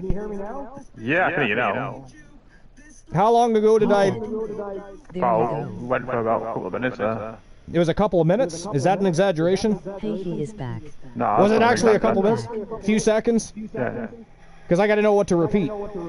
But anyways... Jacksonville and Royal Rumble. If you were trying to talk while the mic was muted, I would repeat because it was on mute for like 4 minutes. The final 8 participants will be entered into the Women's Battle Royal Championship Gold Rush Tournament, and the winner of that Royal Rumble tonight, Go Home Happy Match, will challenge the Women's World Champion. And of course, I do have to come up with a tone setter to prelude that Gold Rush Tournament. So, all going down tonight. It is going to be absolutely phenomenal, but it is time to...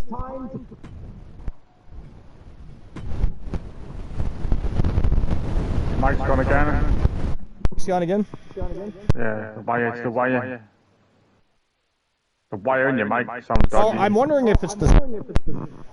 Because it's plugged into a sound pad. I think it's the way you're... It's like you are positioning it in a certain way for it to fucking work about. I think maybe it's that. I had one similar. That's just... I mean, I know... It's cutting in and out, yeah. Just cut off again. Can't hear you.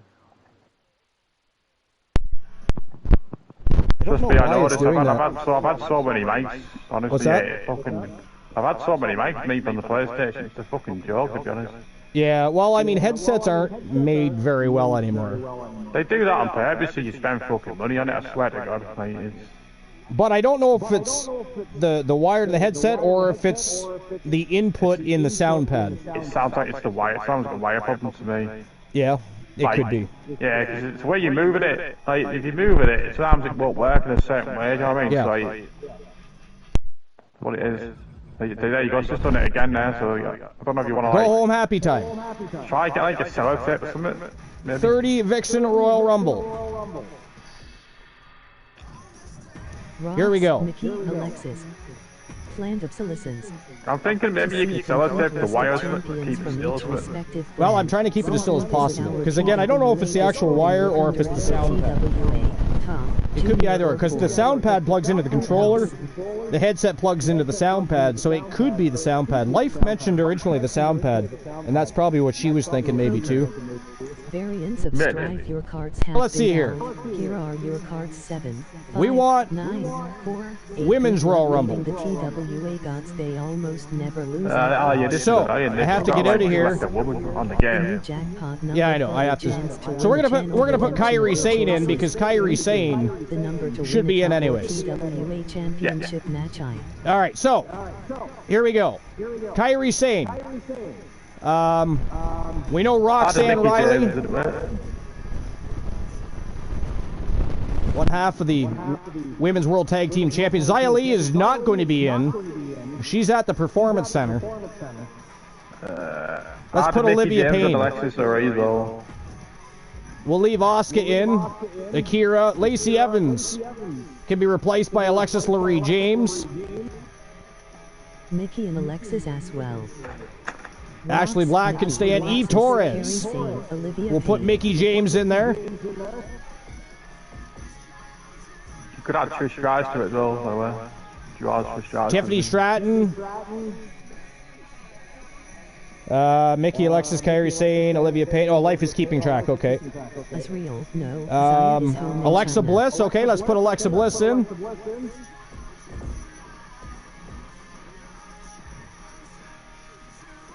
Jennifer Wolf will keep in. B. Jackson. Is Honeybee Gamer still here? Do we want B. Jackson in there? Yeah, I want B. Jackson in it. Yeah, but I don't know what B. Jackson's status is as far as singles competition. I know she's managing, and she was also obviously involved with the Jacksons tag team, but I don't know what she's doing as far as... If she wins it, you could come up with something, I guess. I don't know, like... We'll just leave B. Jackson for now until maybe Honeybee will hear. Let's take her out for now, because I just don't know. But we can put Amber Extreme in there. We'll leave Svetlana Vedrozka in there. We don't be more of a tag team competitor, hasn't she, in this Archieverse? Let's get Amber Sky in there. Stacy Keibler can stay. Raquel Rodriguez can stay. Jade Cargill can stay. Piper Niven is going to be replaced. Let's put Julia Jackson in there. Sensational Sherry can stay. Zoe Stark can stay. Lila Frost, Aria, Liv, Bianca, Jazz, Rose. I don't know. I think I'm going to take out Wendy Chu, though. Let's put Maria Grant. No, let's put Melissa Archer in there. Mrs. Archer needs some ring time. Life says we always love seeing B, but yeah, I don't want to put B in because I don't know her status as far as singles competition goes. But here we go. 30 Vixen Rumble. The winner of the Royal Rumble will fight in the go-home happy match of the night for the Women's World Championship, and the final 8 participants will be automatically entered into the first ever and inaugural crowning for a Battle Royal Championship in the women's division in our Women's Battle Royal Championship Gold Rush Tournament. Ooh, Tia Stevens. Oh, never mind. Tia Stevens. Okay, who do we take? Let's take out Stacy Keibler and put Tia Stevens in. Thank you, Strife. We definitely want Tia Stevens in there. No, I got her. Take a gamble it's good. The TWA gods at poker. Good to go. Poker into the chat. You can play twice in Europe, skipping the rest. Battle Royal Championship Gold Rush Tournament. Again, we're going to have a Women's World Championship Go-Home Happy match. We're going to have a tone setter. Not sure what that's going to be as of yet, but it will be fire, don't you worry. Tone setters are always fire. Here we go. It is time to rock and roll. Let's 8. And who is going to be fighting tonight for a Women's World title? Let's go.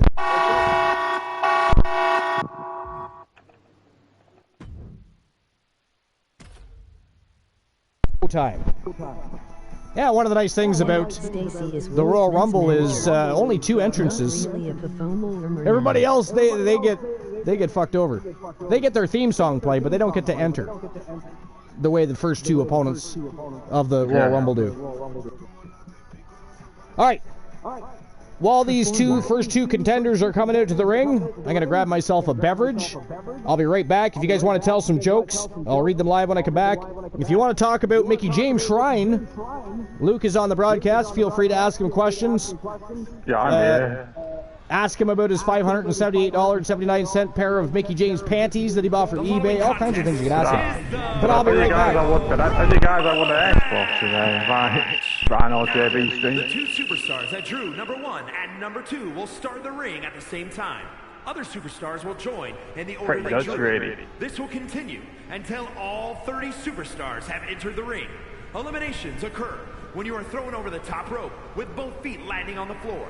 The last superstar in the ring will be declared the Royal Rumble winner and will go on to face the champion of their choice at WrestleMania!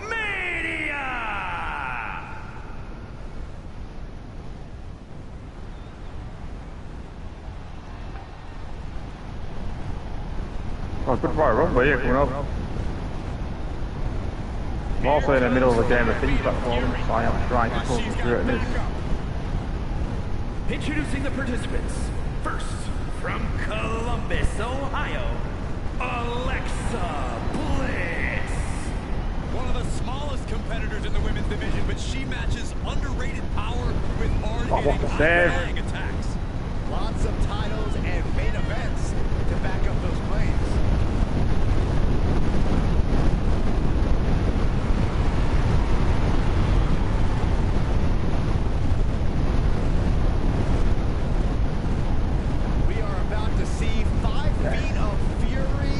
Oh, you fucking kidding me? I'm in the bar from there.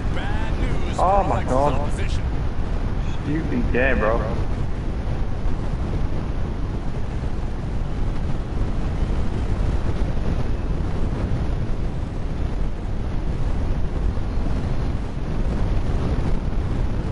Introducing the individual who drew number 2 from Richmond, Virginia, Mick James.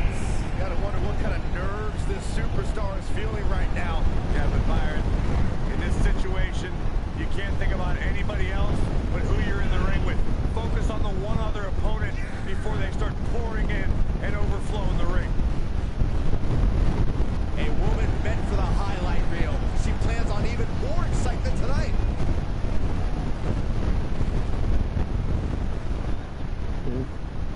Nikki got to. Sorry, Lou.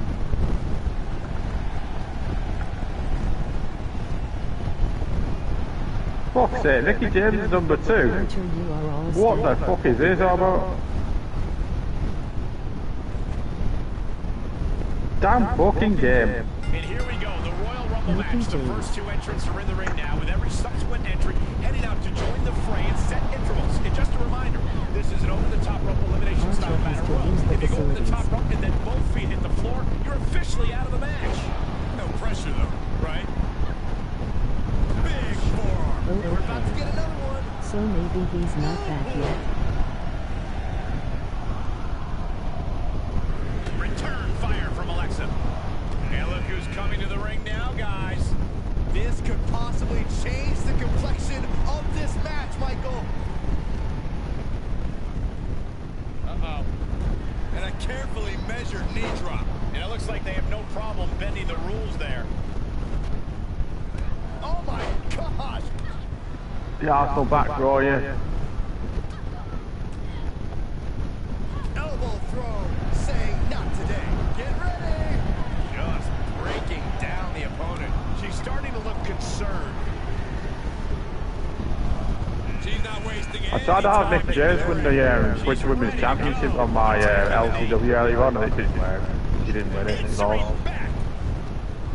Well, Alexis Lurie won the title, though.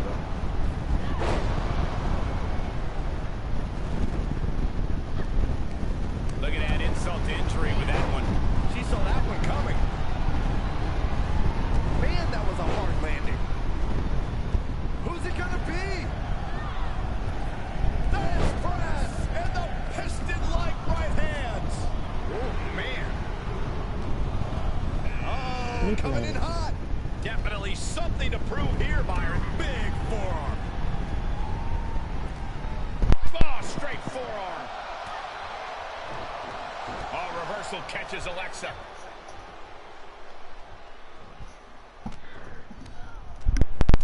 This with the kick into the sunset.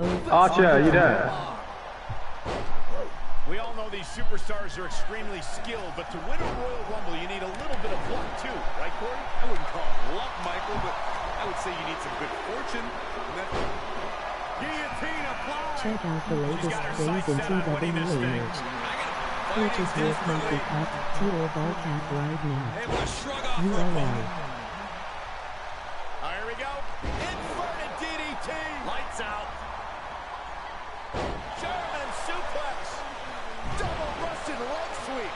Able to reverse that one. Kick to the gut creates separation. Reversal. Can she capitalize? We're about to find out who enters next. Big boot. Oh my gosh, what impact. Oh, oh, oh. Look who it is. And I returned. Maybe I haven't. Broken up with a There we fist go. to the face. Now I'm back. Archie, how are you doing? You back? Good. Nicky James at number 2, man. I'm not having this shit. Gonna be off the broadcast for just a few moments longer. Mrs. Archer just got home, so we're just having a quick conversation. This is a conspiracy against Nicky James. I'll make sure I'm back before the end of the matchup, but I will be right back. Who's going to enter next? What was coming there? This is a conspiracy against Nicky James being number 2. I'm not having this shit.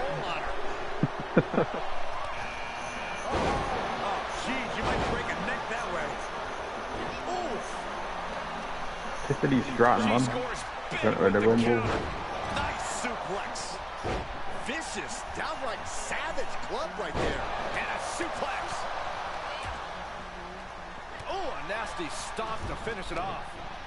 Went right for the shoulder. No, Mickey, stay at the top. Stay. No. You better stay, that's it.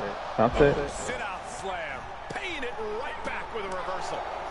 Big impact. Knife edge chop. She had it. No. And now she's getting back into the ring. Yes. And she's stunned in the corner. Getting ready to send No. it over. Yes. Stratton turns it around. Reversal after reversal. These two are ready for each other. Seeing an answer for every move attempted. Alexa Bliss has been eliminated. Backbreaker disrupts the attack. Nicky James isn't the first one out, which is good.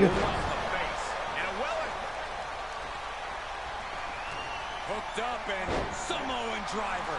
Oh, that's not right. Somebody do something about that. Counter. And now there's an opening. Ooh, brutal forearm. An effective counter. Into this next week with new contracts are up. Nice suplex. Hooked up. Driven down. Round. Ooh. Rear European uppercut. Tiffany manages to counter. Caught with a clothesline. Ricochet. Turning the tables. And they just busted out an impactful maneuver. And both athletes showing that they have each other's number. Boy, the time just flies, doesn't it? She manages to get control.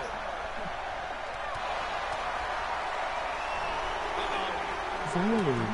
Reversal. Can they go on the attack? Look who we have here. Things are really heating up now. Uranagi. Man, oh man. You're getting brought on, Ryan. Nasty dragon screw. Flinged across the way. German suplex. A competitor has been eliminated. Ricochet. Into a rough landing. Oh, come on. Nicky James out. That's bullshit. Beautiful. Oh, what a clothesline. Ooh, she responds with a counter. Placed in the corner. Ooh, what a forearm club. Xia Li. Boom. A leg drop. Ooh. Loving blow to the chest. We're reaching a point where these superstars must be Tiffany Stratton has been eliminated. And who's going to find a way to capitalize on that vulnerability? Ricky got eliminated right when Alexis actually entered the ring. That's weird, that, isn't it? The new jackpot number 30 chance to win a channel redemption of your choices. 3-3. The number to win a Cabo TWA Championship We might be matchup. coming up on that soon. Boy, the time just flies, doesn't it? Vertigo. Uh-oh, double underhook. This is going to be nasty. And here she comes. She has been big boot. Stunner. Emphatically delivered. Omega drop. Uh-oh. It looks like a power set. This is low and well from the ring all the way A to the competitor floor. has been eliminated. O'Connor roll through. And she's able to inflict more damage there. Yeah, no time for playing around at this point. She is fully aware of that. Landing on top of the skull. And that's going to lower her chances as this match goes on. She has to be sensing things slipping away. Next entrance getting ready to come out. Look who it is. Oh, man. Just listen to the crowd. Comes back into the ring. Fighting back with a counter. Oh, that backfired on her. Snapmare. Able to reverse. Oh, wicked clothesline. More attacks up there could leave her severely impaired.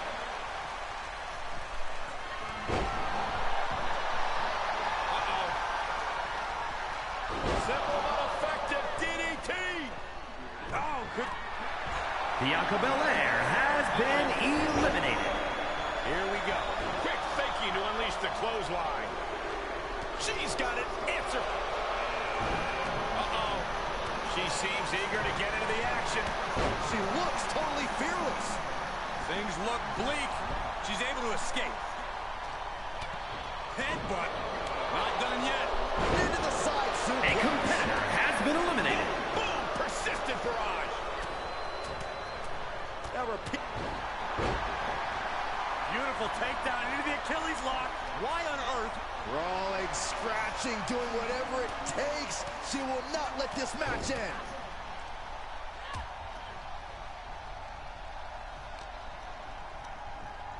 Places her right in the corner. Oh, this could be the end here.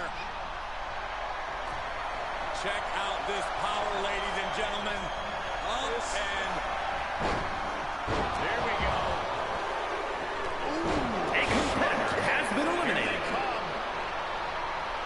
Big boot to the face. What a redirect. Snapmare. Picking up speed. In control here with a swinging neck breaker. Textbook. My God, enough. The WWE Universe is on its feet. And deservedly so. These superstars are holding nothing back. Guys, it's almost time for our next competitor. And First DDT.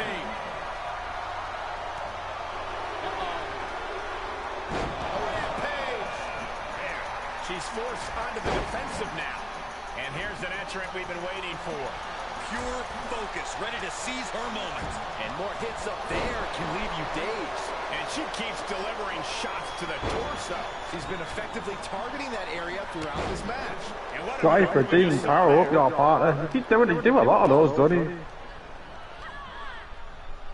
Quick thinking. A competitor has been eliminated. Who's coming out next? Who is it? Made her pay for her mistake. Able to counter. Take She again, they are re-enters the beating ring the now. TWA gods at Cobra by typing Cobra into the Well, chat. now this should be You can interesting. go twice An and will exciting attempt to addition defeat to the this gods. match. A chalk. Oh, man, drop kick. Just Virgil, driven still into in the mat. negotiations, but they look promising.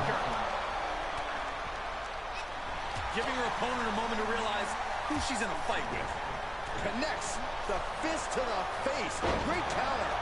Swinging neck breaker. Textbook. Canadian backbreaker submission. You don't see this often. A submission match in the Royal Rumble.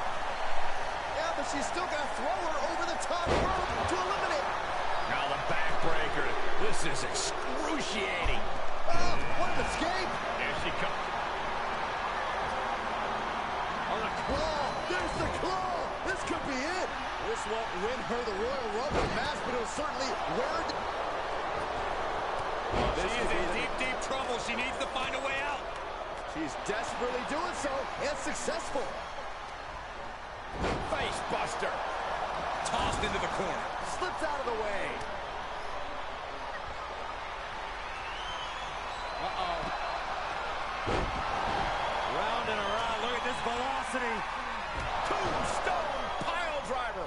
And she's on the offense at this crucial moment in the match. You have to be impressed with her, given what she's been through thus far. Close fist connects. DDT!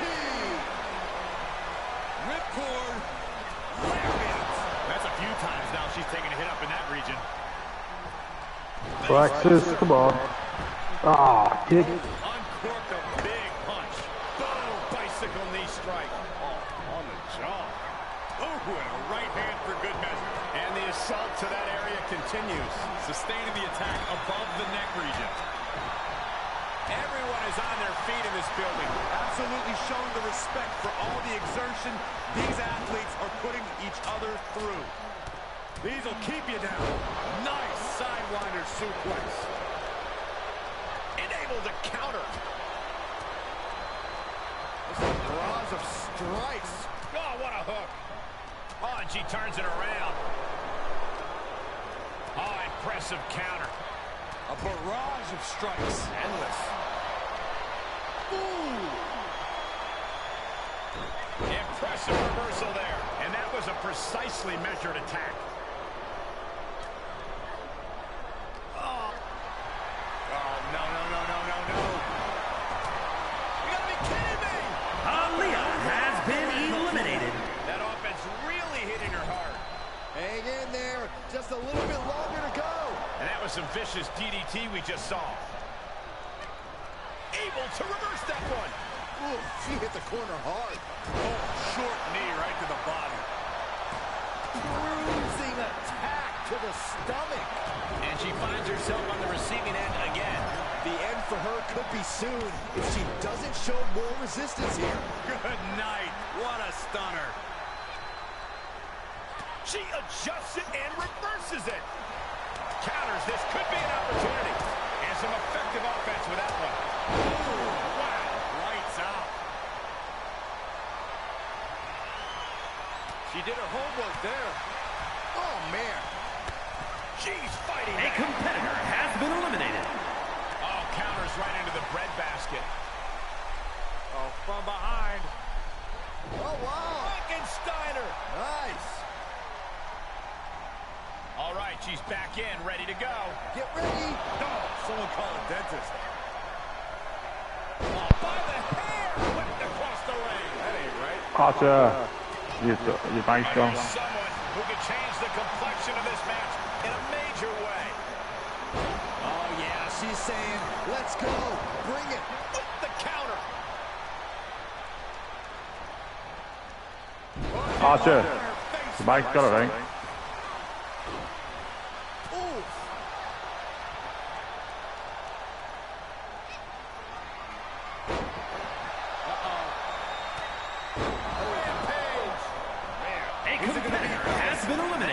Did Alexis just get eliminated, guys? Ooh, she just turned it around.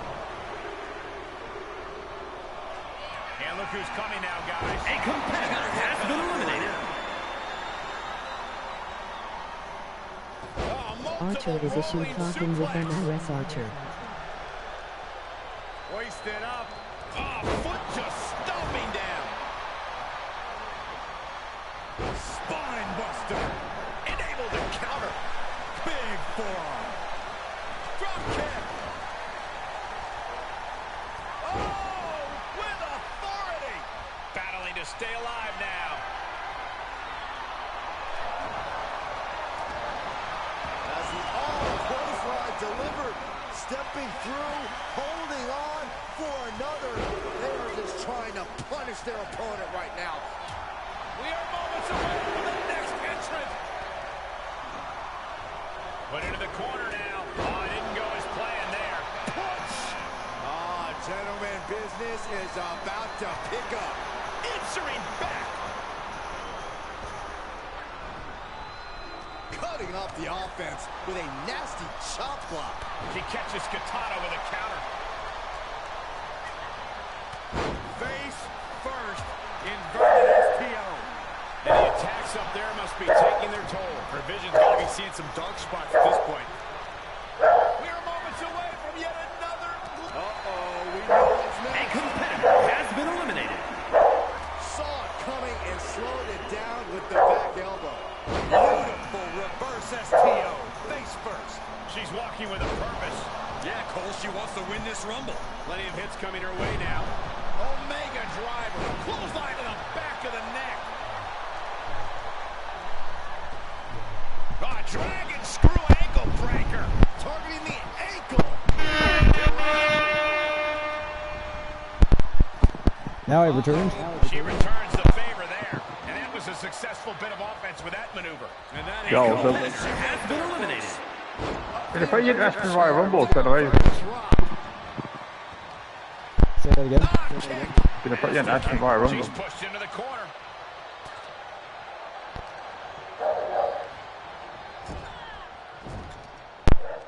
superstar is this going to be? Oh, what a punch. Some real issues with this wire. Yeah, looks like you're on like, you got one of those mics that I use, that will happen to mine.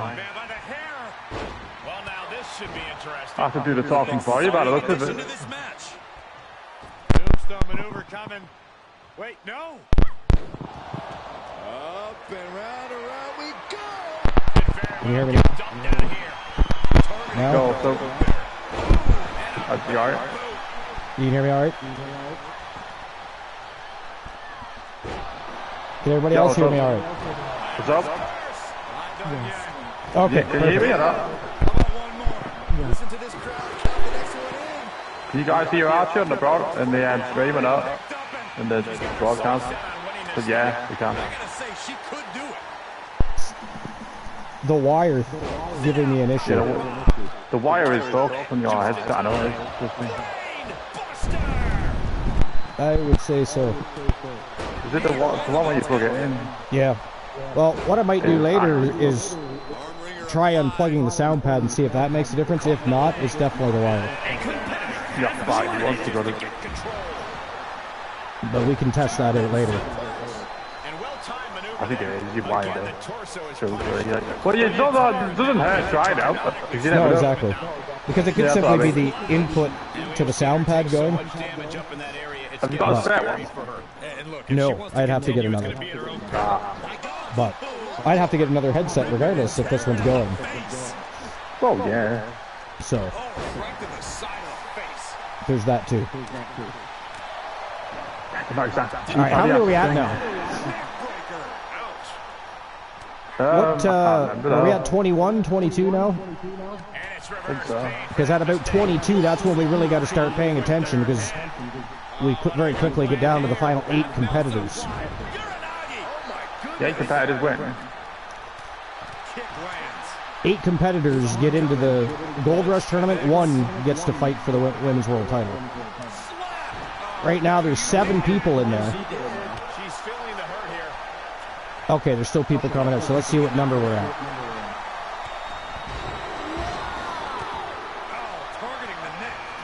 23. Okay, so yeah, we got to start paying attention for when we get down to the final 8.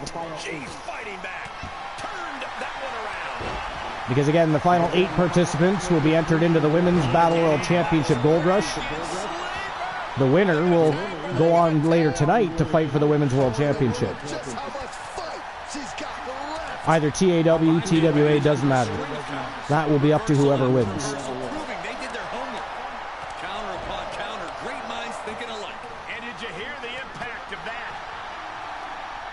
So far, a fantastic Royal Rumble, though.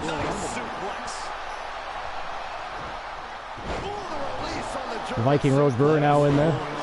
Let's see what damage she can do. Still the winningest superstar of all time. She has not lost very many matches since inking a contract way back in, I think, the Archiverse 1.0.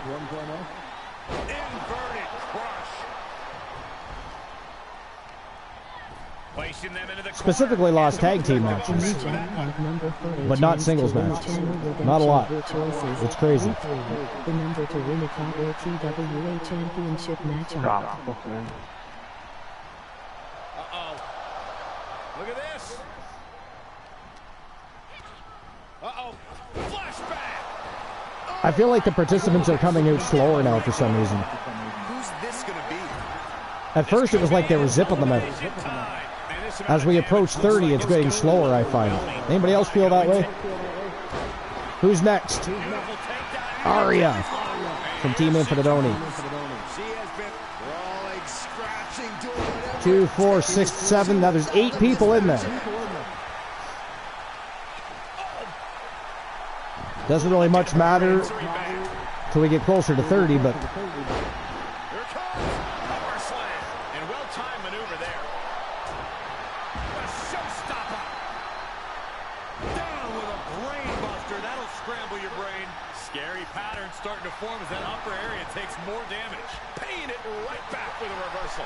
I notice Mickie James and Alexis Lurie James no longer in the match. Yeah, they got eliminated. How did Alexis do? Mickey James came out number 2 though. Oh, that sucks. Number 2. I didn't see some of them. I was preoccupied. But...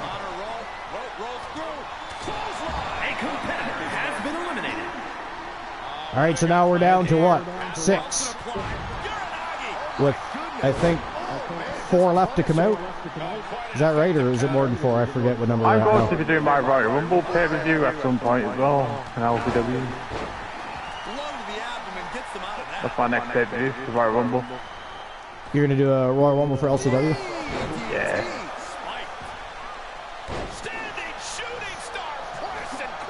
How many people are left to come out? Does anybody remember? We're going to find out. Well-placed elbow to break up the maneuver. Turn down the lights, kick everybody out. We're at 25, so 5 left to come out. And that was an effective attack, guys. And that definitely made solid impact. We're back to having 7 people in the ring. Just got clobbered. Unexpected result there. What an inverted Frankensteiner. We're looking for the final 8. And then, of course, whoever wins is rewarded with the women's title match. See, now there's somebody coming out, so I mean, you see what I mean? Sometimes it goes slow. Now we got somebody else coming in already.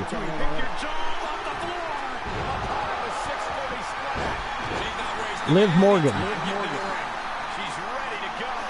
We're going to have 8 people in the ring. With 4 people left.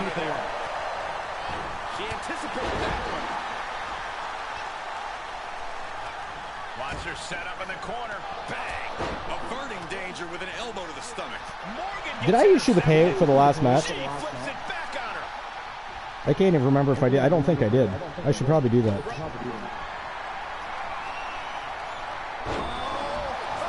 Of course, Team Arsenal became the new tag team champions.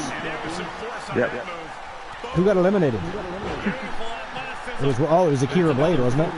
Was it Akira or Kaiva? It was not Alice. I guess if Mickey James or Alexis won this Royal Rumble, it'd be my stream of the year, wouldn't it?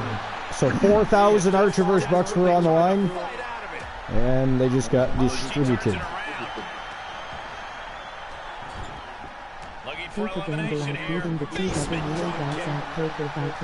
Alright, so that's out of the way. You can play twice in your attempt to defeat the boss. Looks like there was 2,000 on Team Arsenal and 2,000 on the Hart Foundation. 3 people participated in the Mighty Lions. Double team. A competitor has been eliminated. Oh, and a reversal. Down to 6 in the ring. How many left to come out? 3? Or is it still 4? Because it keeps going from a lengthy period of time before somebody comes out and all much quicker. And I was trying to catch up with chat and issuing the betting line, so there's still 3 people come out. Here comes Rodriguez. That makes it 7. Placing them right where they want them, into the corner. Go behind. Ducking out of trouble. And Liv perhaps starting to show signs of being outmatched here. Honestly, I'm guessing everyone else can smell chum in the water at this point. The strength of Raquel Rodriguez. Big boot. Amber Extreme goes right back on the attack, though. She's a savage. See, now there's somebody coming in again already.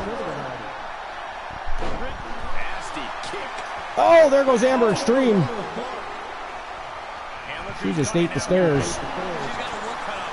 So we're down to, what, 6 in the ring right now? And we still have 2 people left. Now we see Morgan. And has been eliminated. So everybody else left is added to the participants list. And whoever else comes out. Because there's 6 people in there, 2 people left. So there's your final 8, guys. Yeah, exactly. Like Aria, Julia Jackson, Queen Cherry, Lila Frost, Raquel Rodriguez, and there goes Rose Burr. If you have to watch the VOD back to catch those names, you can surely do that, of course.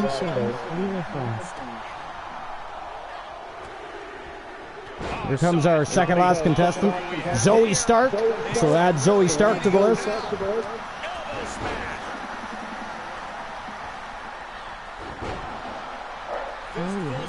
Jackson, Cherry, Rose Brewer, Leela Frost, Zoey Stark. Oh my God, this is just nasty.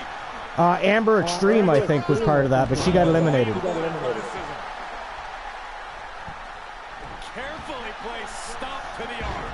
Counting it down. Who is it going Rose, to be? Aria, Julia, Queen Cherry, Leela Frost. I think. Anyways, is there one person left? Maybe not. What do we got? 1, 2, 3, 4, 5, 6, 7. Oh, never mind. Take Amber Extreme out. She didn't make the cut. Sorry. And attacking above the shoulders has become the strategy here. That's a few times now she's taken a hit up in that region. That's a few times now she's taken a hit up in that Oh, wait a minute. Yes, she did make the cut. Never mind. I miscounted that. It was kind of the way it was written there. Because we got 1, 2, 3, 4, 5, 6, 7, and Amber Extreme would be 8. So yes.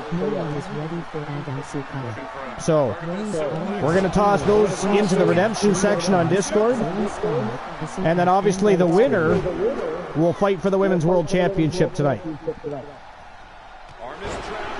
Hooked up. Northern Lights suplex. Oh, wait a minute. There's more to come. And again, that'll be around 10:30 p.m. EST. Our final live show before TWA New Year's Bash. And we're going to invade somebody.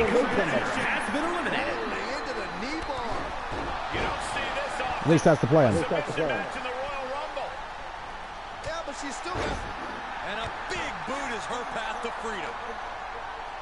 Imagine if Queen Cherry wins this. That'd be weird. Power into the scoop slam. We've only got 2 streamer teams left, though. Julia Jackson and Aria. She's taking some big hits here. Bam!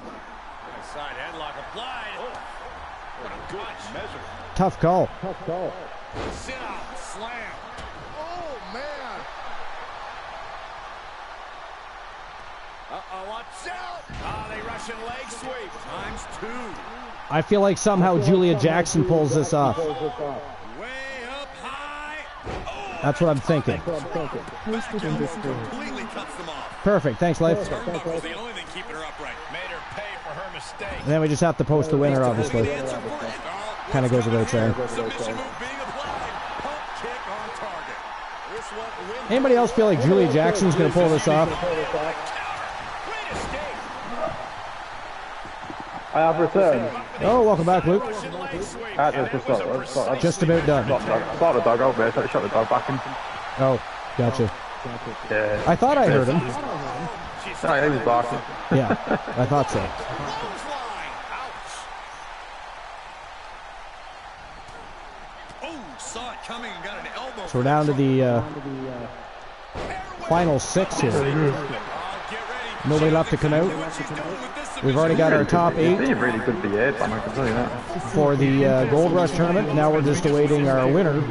Middle fight for the Women's World title tonight. Discord and look under either TWA, Junior or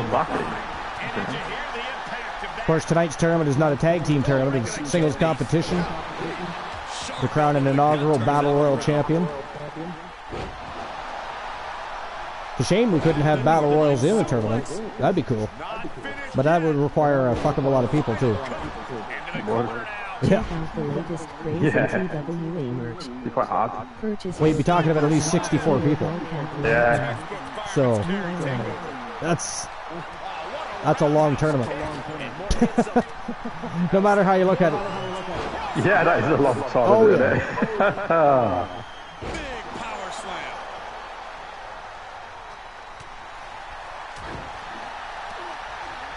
Queen Cherry still in it to win it. I can't believe it. It makes me laugh a little bit. And this is even worse. Like I said, imagine if she wins. That'd be hilarious. Rodney has invaded the compound and joined Archer's army with 5 Yo, Rodney, that dude invaded the compound with 5 villains. What's going on, guys? Welcome in. We're just about done for the afternoon. We're going to be live again tonight at 10:30 p.m. Eastern Standard Time with another Gold Rush tournament. And we're going to have a tone setter to prelude that, and we're of course going to have our go home happy match. You know what's funny, Rodney? I was just about to invade you. Now I got to find somebody new. How fucking dare you? Call it invade instead of raid. I was literally going to invade him. I've got it like typed right into my chat. Yo, Maze, what's going on? What's going on, everybody? Unfortunately, you guys are coming in right at the end. Now, who am I gonna... Rodney ruined my plans. Somebody shout out Rodney for me.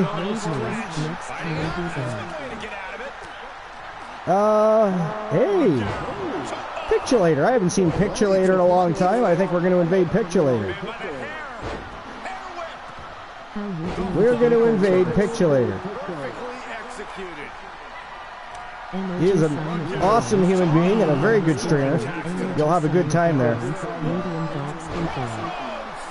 You'll have a good time over at Pictulator, so we're going to go check it. What is he doing right now? Let me just check. He's playing retro games, it looks like. No, wait, is he playing Tekken? He's playing Tekken. The new one. At least I think. I don't know. Sometimes people have things in their descriptive that they're not actually doing, so it's hard to tell. There's Tekken 8 is the new one. Is that what he's doing? Yeah. Okay, so Tekken 8. So if you're a fan of Tekken... It's going to be really good about it. But I mean, he plays a variety of other games. So he's got other things that he streams. Oh, yeah. But he's a good guy, too. He's got a nice community. Very welcoming. So we're going to go see what he's up to in just a few moments. That's if these guys decide to actually eliminate each other. We still have 6 people. Yeah, I mean, we've had the same 6. I mean, this is a Royal Rumble, folks. Over the top rope they go. That's the objective here. Do your job. You have one job, please do it. It's been a bit of an afternoon. We're going to be live again later. They hate each other. Yeah. Bob Ross. I've already got a target. I mean, I was gonna target Rodney. Rodney fucked me over. I feel like he tuned in to see what was going on, got inside my head somehow and said, "Oh yeah, I'm gonna get to you first." How rude. How dare more people come visit at the end of my show when I'm trying to invade you. Making me change my plans up. The McMahon era is over. There's no more match changing the night of the show. Damn you. Did you not get the memo? What's wrong with you? You need to work on yourselves. I used to come in and just rip up the whole script of Monday Night Raw and just rewrite it. Oh, I know. Thinking it actually could make it a good show. Yeah. Well, we don't ever have to worry about that again. Very much thankfully. You know? After everything that's come to light, it's hard to even give him credit for what he has done with the business. He can't come back now. Fuck that. No, he can't. There's no coming back from this. He's pooped. Pooched. The new jackpot number 40 chance to win a channel. He is pooched. 3-3, the number to win a top or Queen Sherry is still in there. Actually, the same 6 are still in there, but I'm just saying, it's crazy that Queen Sherry is in there. Asuka's really doing her best to try and get rid of Julia Jackson.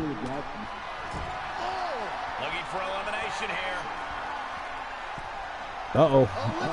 Julia's in trouble here. Oh, there goes Raquel Rodriguez. We're down to 5. Oh, no. Oh, no, Julia Jackson. I was wrong. I thought Julia Jackson was going to win this.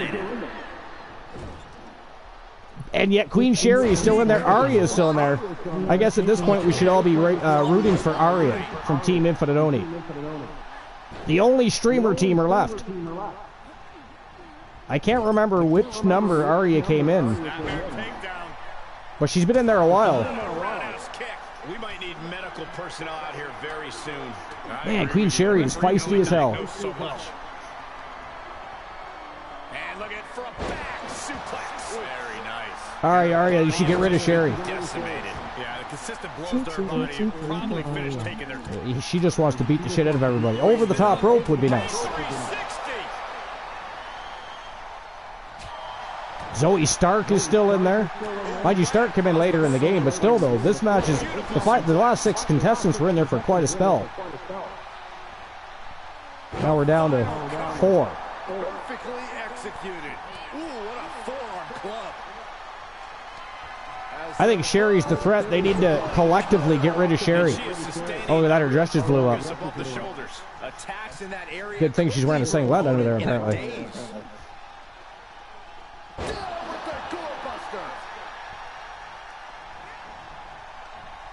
What was Zoe Stark doing right there? I think she just tried to kick a fan. I don't think she realizes her legs won't reach. 22 or 23 for Arya? Yeah, so she's been in that length of time, and then the final 6 went at it for quite a spell before we got down to 5 finally. Down to 3 now. Arya's still in there. Queen Sherry is still fucking in there. Asuka down for the count. I should have never said anything about Sherry winning. Right? That's just crazy. If Sherry wins this, that's nuts. It is nuts. Oh my God! There goes Arya down to Sherry and Asuka. You must be bloody well kidding me. That is nuts.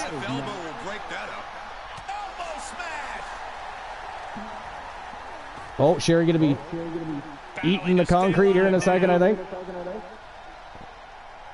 She's still fighting. Oh, there she goes. Asuka wins it. That is it. That is all, ladies and gentlemen. The winner of the Royal Rumble.